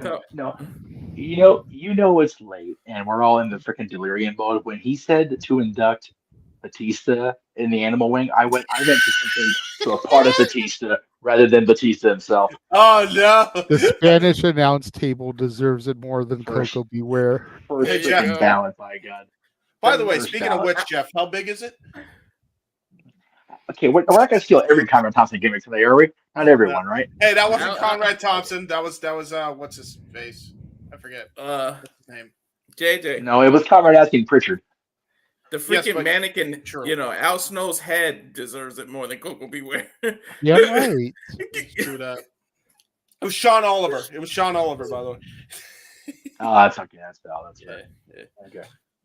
But yeah, Al Snow's head, freaking hell, we're gonna do props. God damn. Anyway, we're good. Let's stop. Shopping cart for Raven. The Frankenstein dummy for Raven. Dude. Yeah. Dude. Yeah. True. All right. JJ. Got a couple more questions from Arlene that were starred. Yes. Should Nia Jax be approached by Solo about possibly joining the Bloodline when she wins the title because she deserves it? Yes, Yes. yesterday, today, and tomorrow. Just Yes, and I'll tell plain you and why. simply yes. Yes. Yes, because then you get Trinity on the babyface bloodline side. I was just gonna say that. Only if it Boom. leads to that. Only if it leads to that. Yep, that's how you get the ladies involved, right there. Yep, and Trinity is on SmackDown. Nia is on SmackDown. So Boom. Trinity becomes the number one contender to Nia's title. Mm-hmm. It's Just another it piece of makes the puzzle. sense. Yes, nicely Get done, the- Arlene. Get the Millennium Puzzle ready, boys. We're cooking up some storylines. Infinity Stones.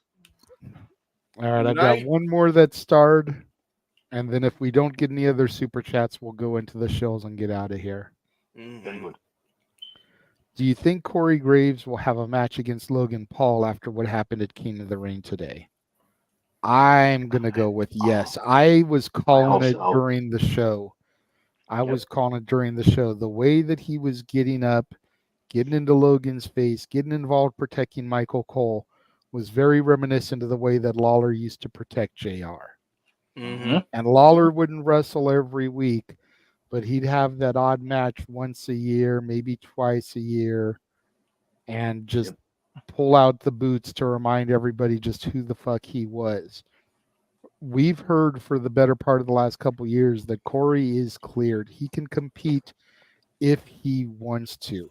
He just hasn't wanted to. There's been no reason for it. I think this is a great opportunity for him to have a one-off blow-off match. Corey Graves versus Logan Paul for the U.S. title. Logan can retain.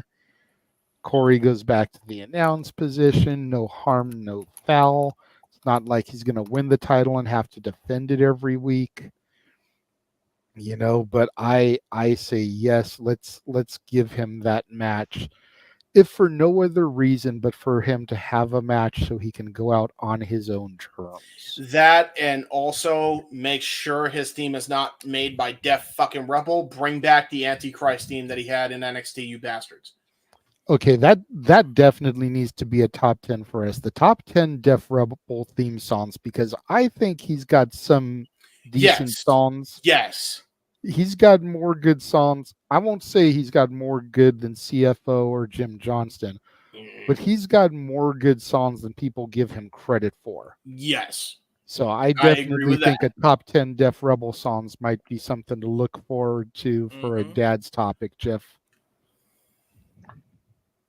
I say have And Logan fight and we Corey. could even spin off and do a CFO one week too. True. There you go. Definitely have Logan face Corey.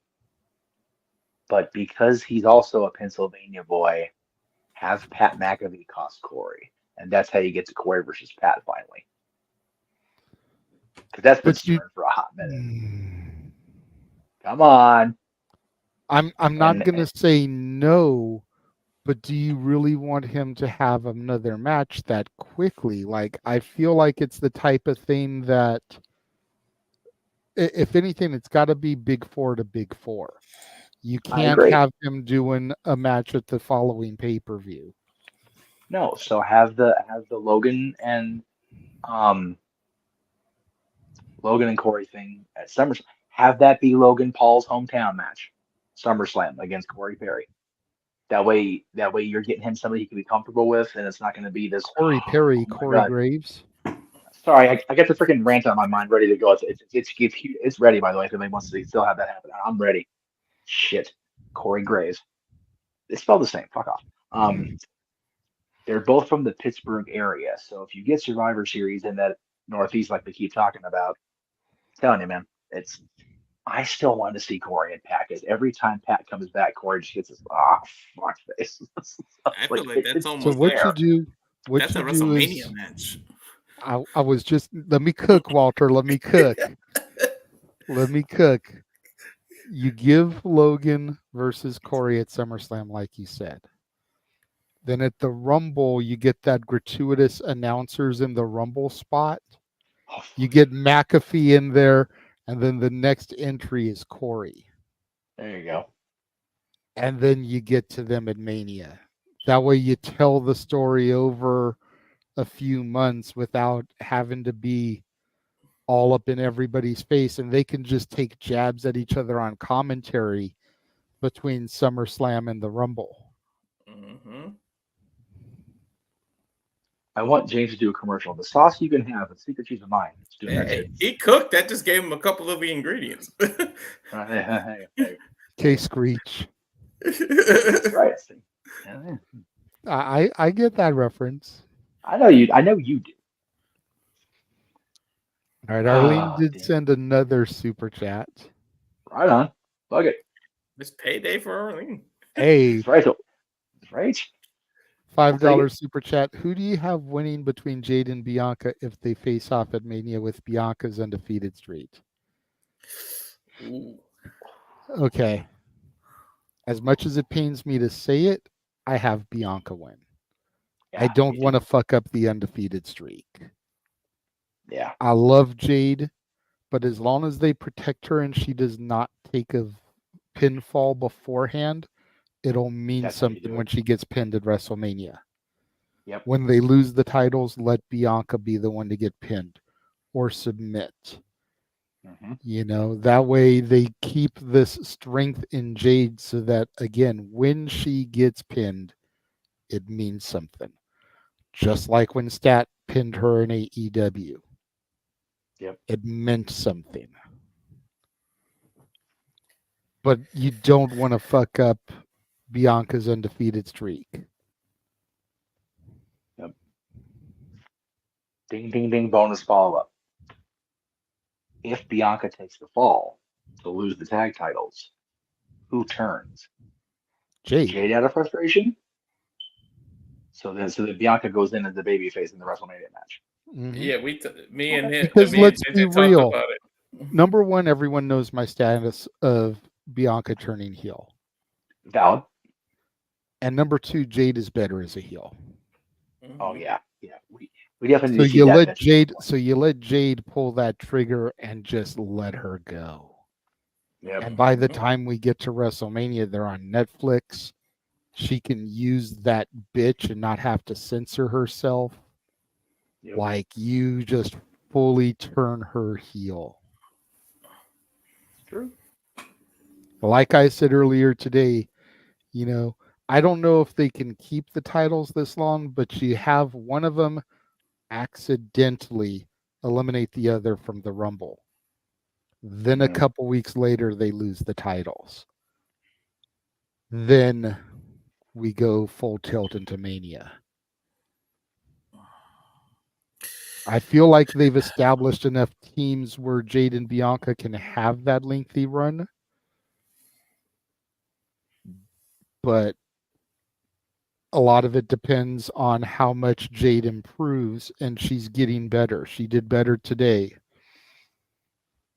It's true. I see where you're coming from, JJ.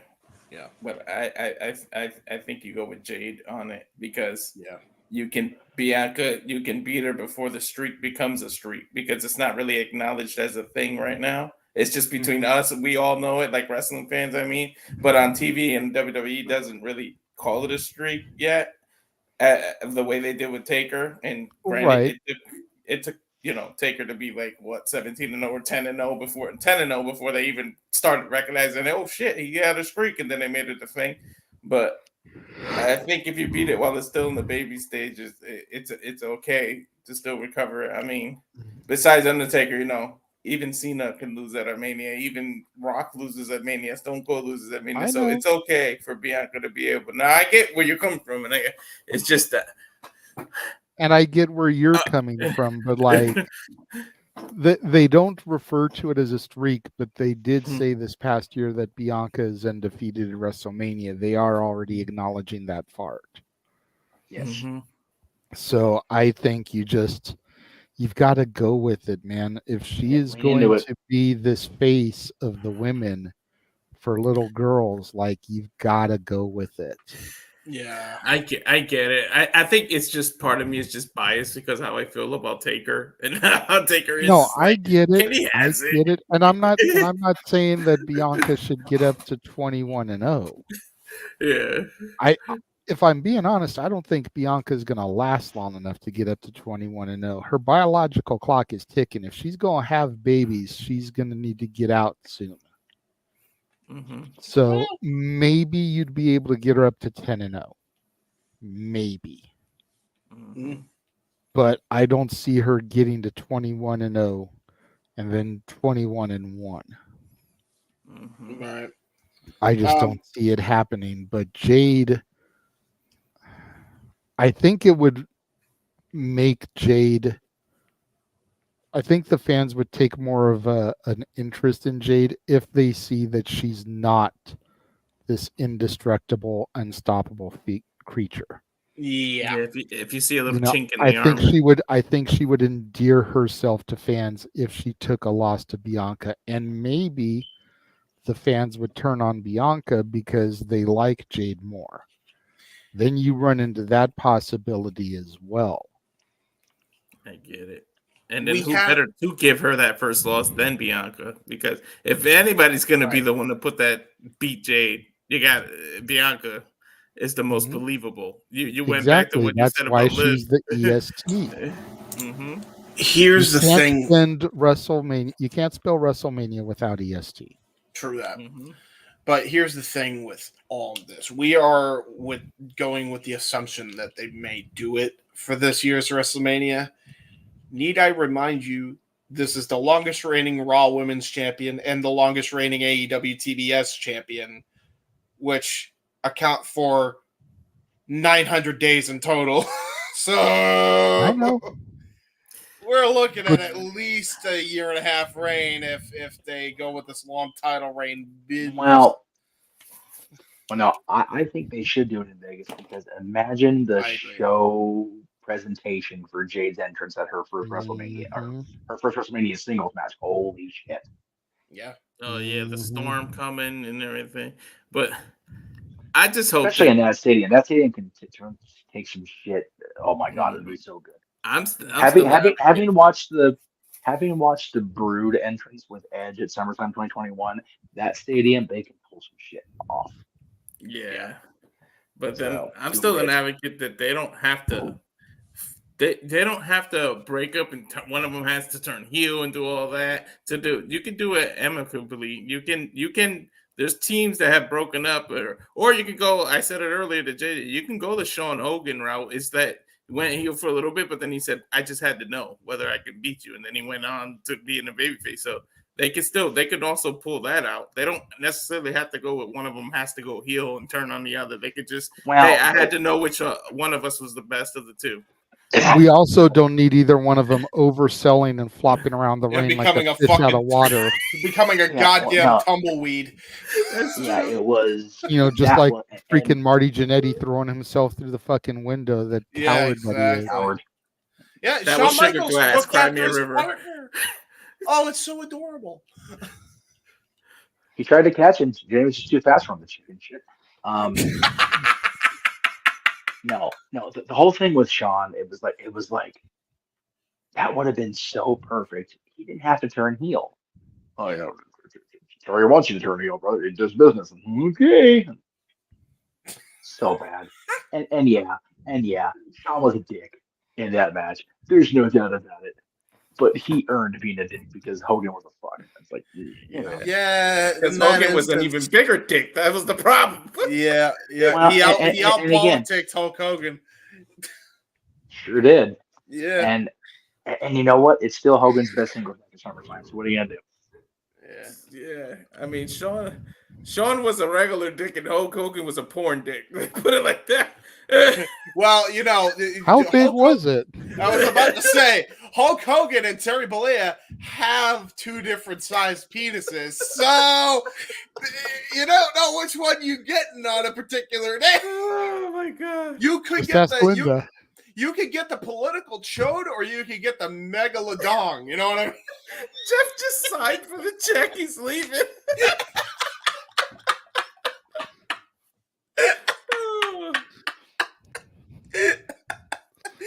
No, he's throwing them all out there. Oh, shit. Oh, no, Jeff went away. He's hitting all the buttons. Don't forget to tip your waiters, Jeff. Tips. Yeah, make sure you tip your waiter because the waiter then tips us bussers. We still have to clean up your mess. Yeah, true that. I know what you did there, James. I just tried to make it work. Sorry. What did you cook? My dad cooked mac and cheese at fucking 2:33 at night. And you're gonna eat it. So. I'm gonna eat it. I gotta go off camera to eat it because we don't eat on camera. You I'm know Jeff what, now. James? You know what, James? At this point, I could give a fuck. We're about to wrap things up anyway. Yeah, let's all be Jeff for the close. How about We that? can't because I already changed my image. Wow. You ruined it, JJ. You ruined And it. Walter's not in the production side. That's true. Mm-hmm.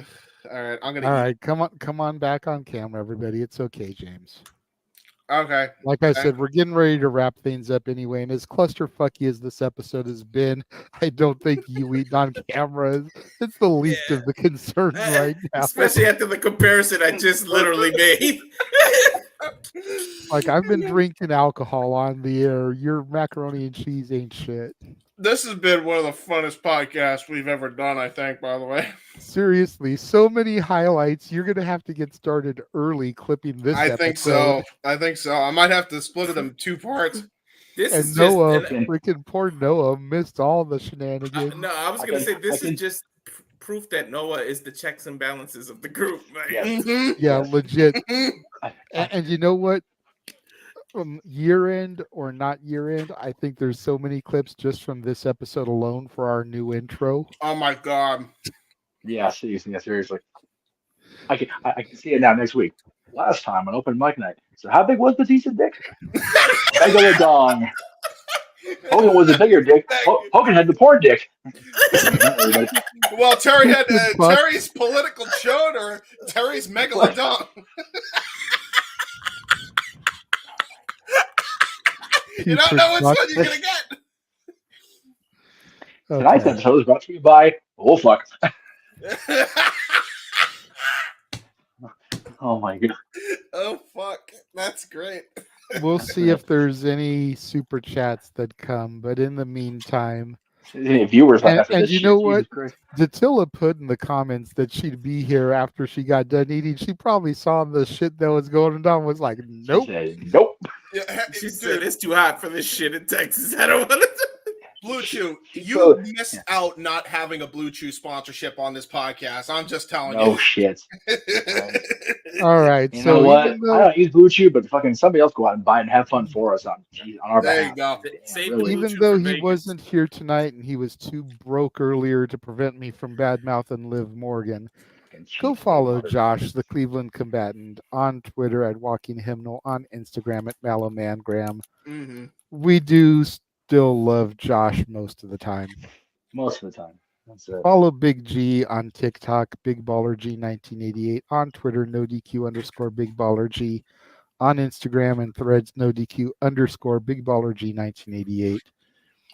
Follow Datilla on YouTube at Rangers of Wrestling, where you can see her Raw, Dynamite, and SmackDown reviews, along with pay-per-view reviews, etc. when she's not at special events like today and actually able to cover it.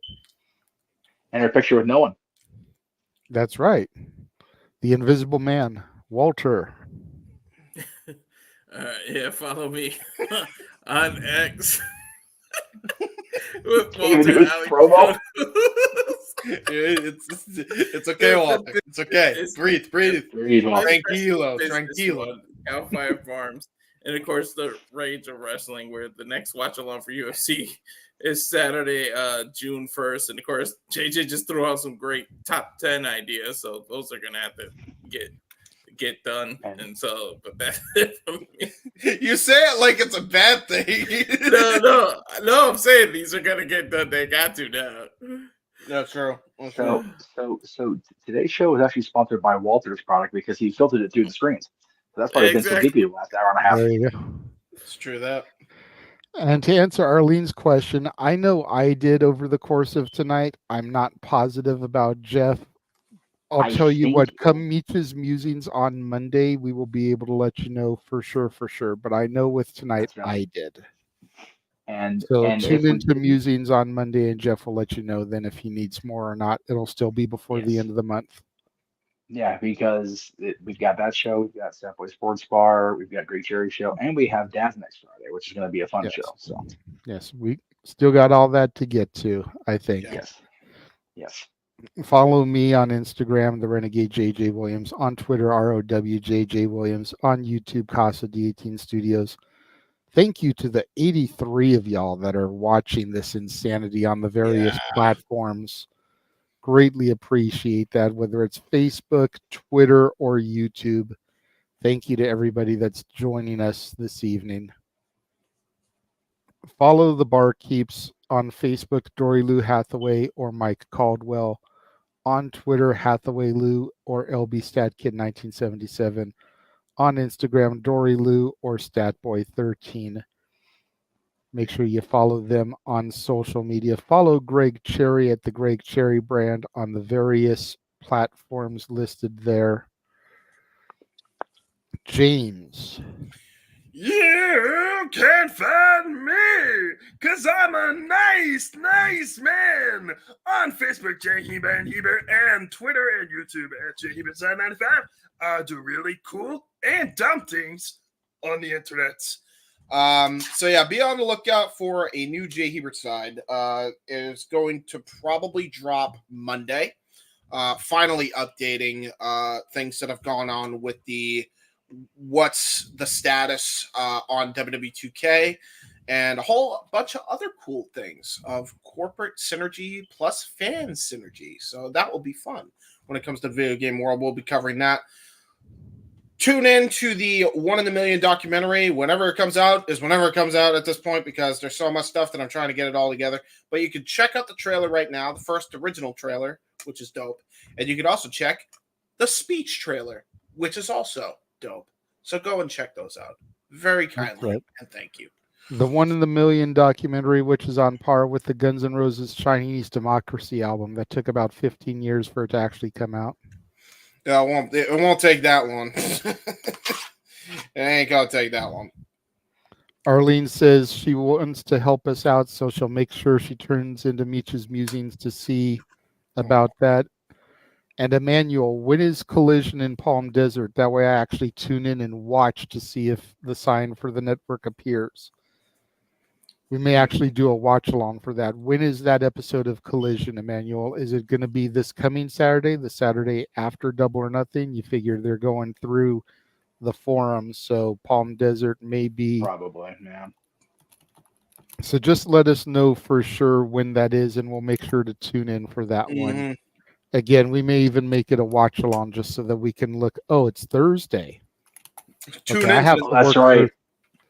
I have to work Thursday, so I won't be able to do that. But Hey, maybe we can mend the fences. Hey, tune in to the next Jeff Beecham Network Watch-Along event. Where is the Jeff Beecham Network sign? It's like Where's Waldo, but different. Nowhere near the Megalodon. Anyway. make sure you follow the Simple Man Yes. at the respective social media sites there. nfoster1916 on Instagram and Twitter, as well as YouTube. Noah Foster on Facebook. I know he doesn't usually promote the other ones. He just mainly promotes Twitter and YouTube. Yes. But the man is around all the social medias, damn it. And the Twitter spots. But make sure you check him out there. Subscribe to his YouTube. Pay attention to the community tab where he puts his forms for the predictions. Those are also usually on his Twitter account, which again, nfoster1916, much like his YouTube account. Yes. Subscribe to the man's YouTube. Yes. We're trying to get his subscribers up like we did for Datilla. He's got a long way to go in comparison to where she was. He's barely in the 400s, and he needs to get to 1,000. He deserves So it. if the 84 of y'all that are watching aren't subscribed to Noah's YouTube, go subscribe to the man. Let's see an increase in his subs. He deserves it. Yeah. Yes, he does. He sure does. What he doesn't deserve, though, is us consistently plugging Noah, that's what I call music. Noah, that's what I call slow jams. Yeah. And Noah, that's what I call Disney. I think of all the times you made that statement, this show was the most opportune time to fucking say that because he doesn't deserve it after this shit. If you missed our watch-alongs, our retro watch-alongs this week, go back into the archives. Yes. Check out our call of Over the Edge 1999, the night when the tragedy of Owen Hart's death occurred, as well as our call of Raw is Owen from last night. They were definitely two somber shows to try to get through and relive even 25 years later, but I still in my heart of hearts feel like it was the right thing to do. It was something that needed to be done. You know, the last couple nights I compared it to 9/11. Never forget is the catchphrase for 9/11, and we can never forget the senseless tragedy that didn't have to occur, but did anyways. Jeff, why don't you talk about this clusterfuck of a graphic? But before I do that, I just wanted to say, okay. There's actually one underneath it that is more updated, but that's okay. Yeah, with 9/11, I remember exactly where I was when 9/11 happened. I remember exactly where I was when the tragedy with Owen happened. So yeah, I will never forget that day as long as I live, ever. And if I could get into my friend's old house, he's not there anymore, but I could tell you the exact spot in his house where I was standing. So it's emblazed in my skull for all eternity, and it's an unfortunate memory, but it is what it is. Okay. Went ahead and got rid of that outdated graphics. We'll go ahead and say go back and check out our coverage of Keenan Quinn Yes. Durain from earlier tonight if you missed it. Yes. And make sure you come back tomorrow for our coverage of AEW Double or Nothing. Noah and James on the call primarily. Mhm. I will be sitting in the booth for at least 3 matches, as me and Noah both have to go timeless together for Tony Storm versus Serena Deeb. We all know I've got to be there for Mercedes versus Willow, and well, James turns his back whenever certain people come to the ring, so I will be sitting there to call the Elite Anarchy in the Arena match. Hey, at least they only have them in one match, so I just have to turn my back once. This is fair. So, But think about how you are disrespecting Kazuchika Okada. it's not his fault. I know it's not. Okay, Snitsky. It wasn't Okada's fault. No, sorry. Don't punt the baby. Punt the baby.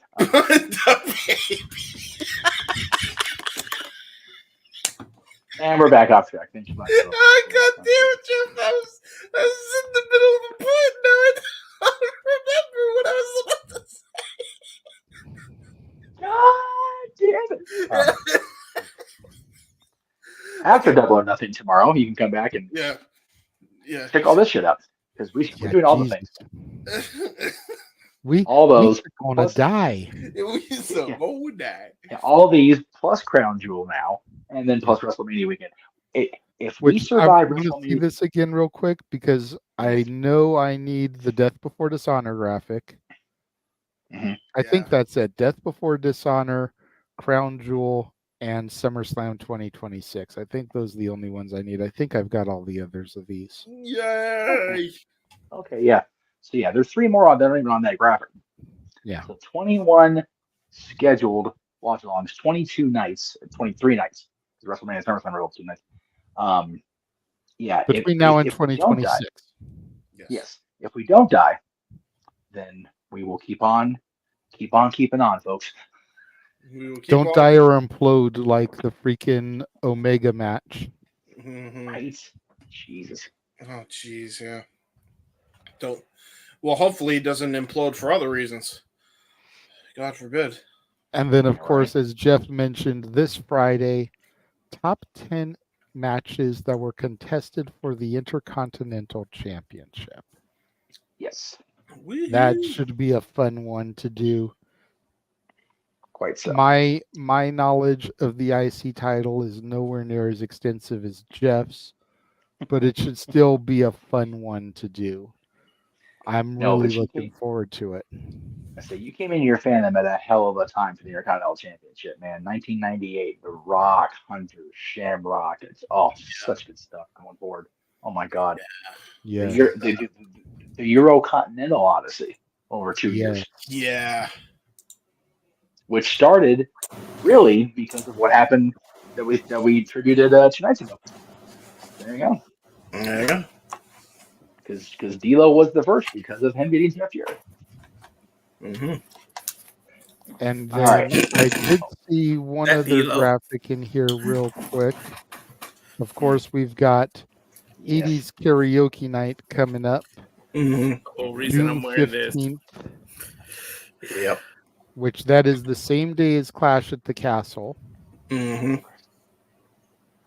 But we will have the break in between. Thank God. Hopefully, I'm Thank not God. scheduled that day. If I do end up getting scheduled that day, which I should know within the next week, then we may bump it up to June 8th because I know I am not scheduled that Saturday. So just as a heads up to our viewers, we may bump it up a week in order to accommodate my schedule, as the karaoke shows are definitely more my bag than anybody else's. And it wouldn't be fair to have Noah seen and me not even be here for it. Yeah, there was also, I thought, talk a couple weeks ago amongst us about moving to the 22nd because of what Noah was talking about, but we can figure all that out later. As long as it's on a day that he's available and there's no other pay-per-view, which there isn't one on the 8th. So No, it's on the next day. yeah, and unfortunately I have to work on the 9th during Battleground. Bomber. So Walter, brother, I'm gonna need you to have to be commentator for Battleground. Of course. Oh, he'll love that because I that's know. in the Apex. He's in his element. Yep. There I were mean, shows to if call. I get cut early, then maybe I can pop in towards the end. Yeah. But I legit started 1 o'clock that day. So, Yep. Okay. As we transition to the end of the show, yes. I first of all want to wish a happy birthday in addition to Roman Reigns, because we acknowledge our tribal chief on this show, by God. We also want to say happy birthday to Disney's original Dippy Dog. It is Goofy's birthday today. It is still 10 minutes to midnight. It is. So, happy birthday, Goof. It's good to see you yesterday. Tracy got a picture with him because that's your guy as much as Mickey's mine. So, again, we started the show with our moment of silence for Richard Sherman, and we're going to take about 5 seconds and then transition into the song, because this is, for me anyway, the definitive song him and his brother wrote. Yeah, I mean, it was Walt's song. Yes, it was. That's the long and the short of it. This was Walt's song. When Walt would have a rough day at the office, he would go down the hall to the boys, and with two very simple words, play it. They would begin playing the song we are going to play to get us out of here. So we thank everybody for tuning in, as we do every Saturday. We appreciate the viewers. Got almost 90 of you even still at 10 to midnight. God bless you, crazy people. For the Heat Man, James Hebert. Sure. For Mr. Reliable, Walter Cruz. For our moderator, par excellence, the Renegade J.J. Williams. And for Statboy, who was here earlier. Statboy, who was here earlier, yes. And for Datilla, who was sweating out in Texas, God bless her, to see nobody.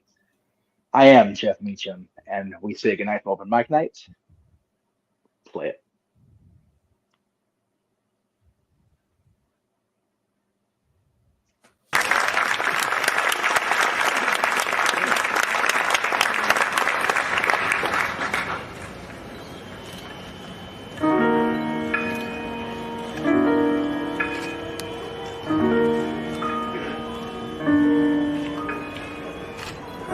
Each day to the steps of St. Paul's, a little bird woman comes in her own special way to the people she calls. Come buy my bags full of crumbs. Come and feed the little birds, show them you care, and you'll be glad if you do. Their young ones are hungry, their nests are so bare. All it takes is tuppence from you. Feed the birds, tuppence a bag. Tuppence,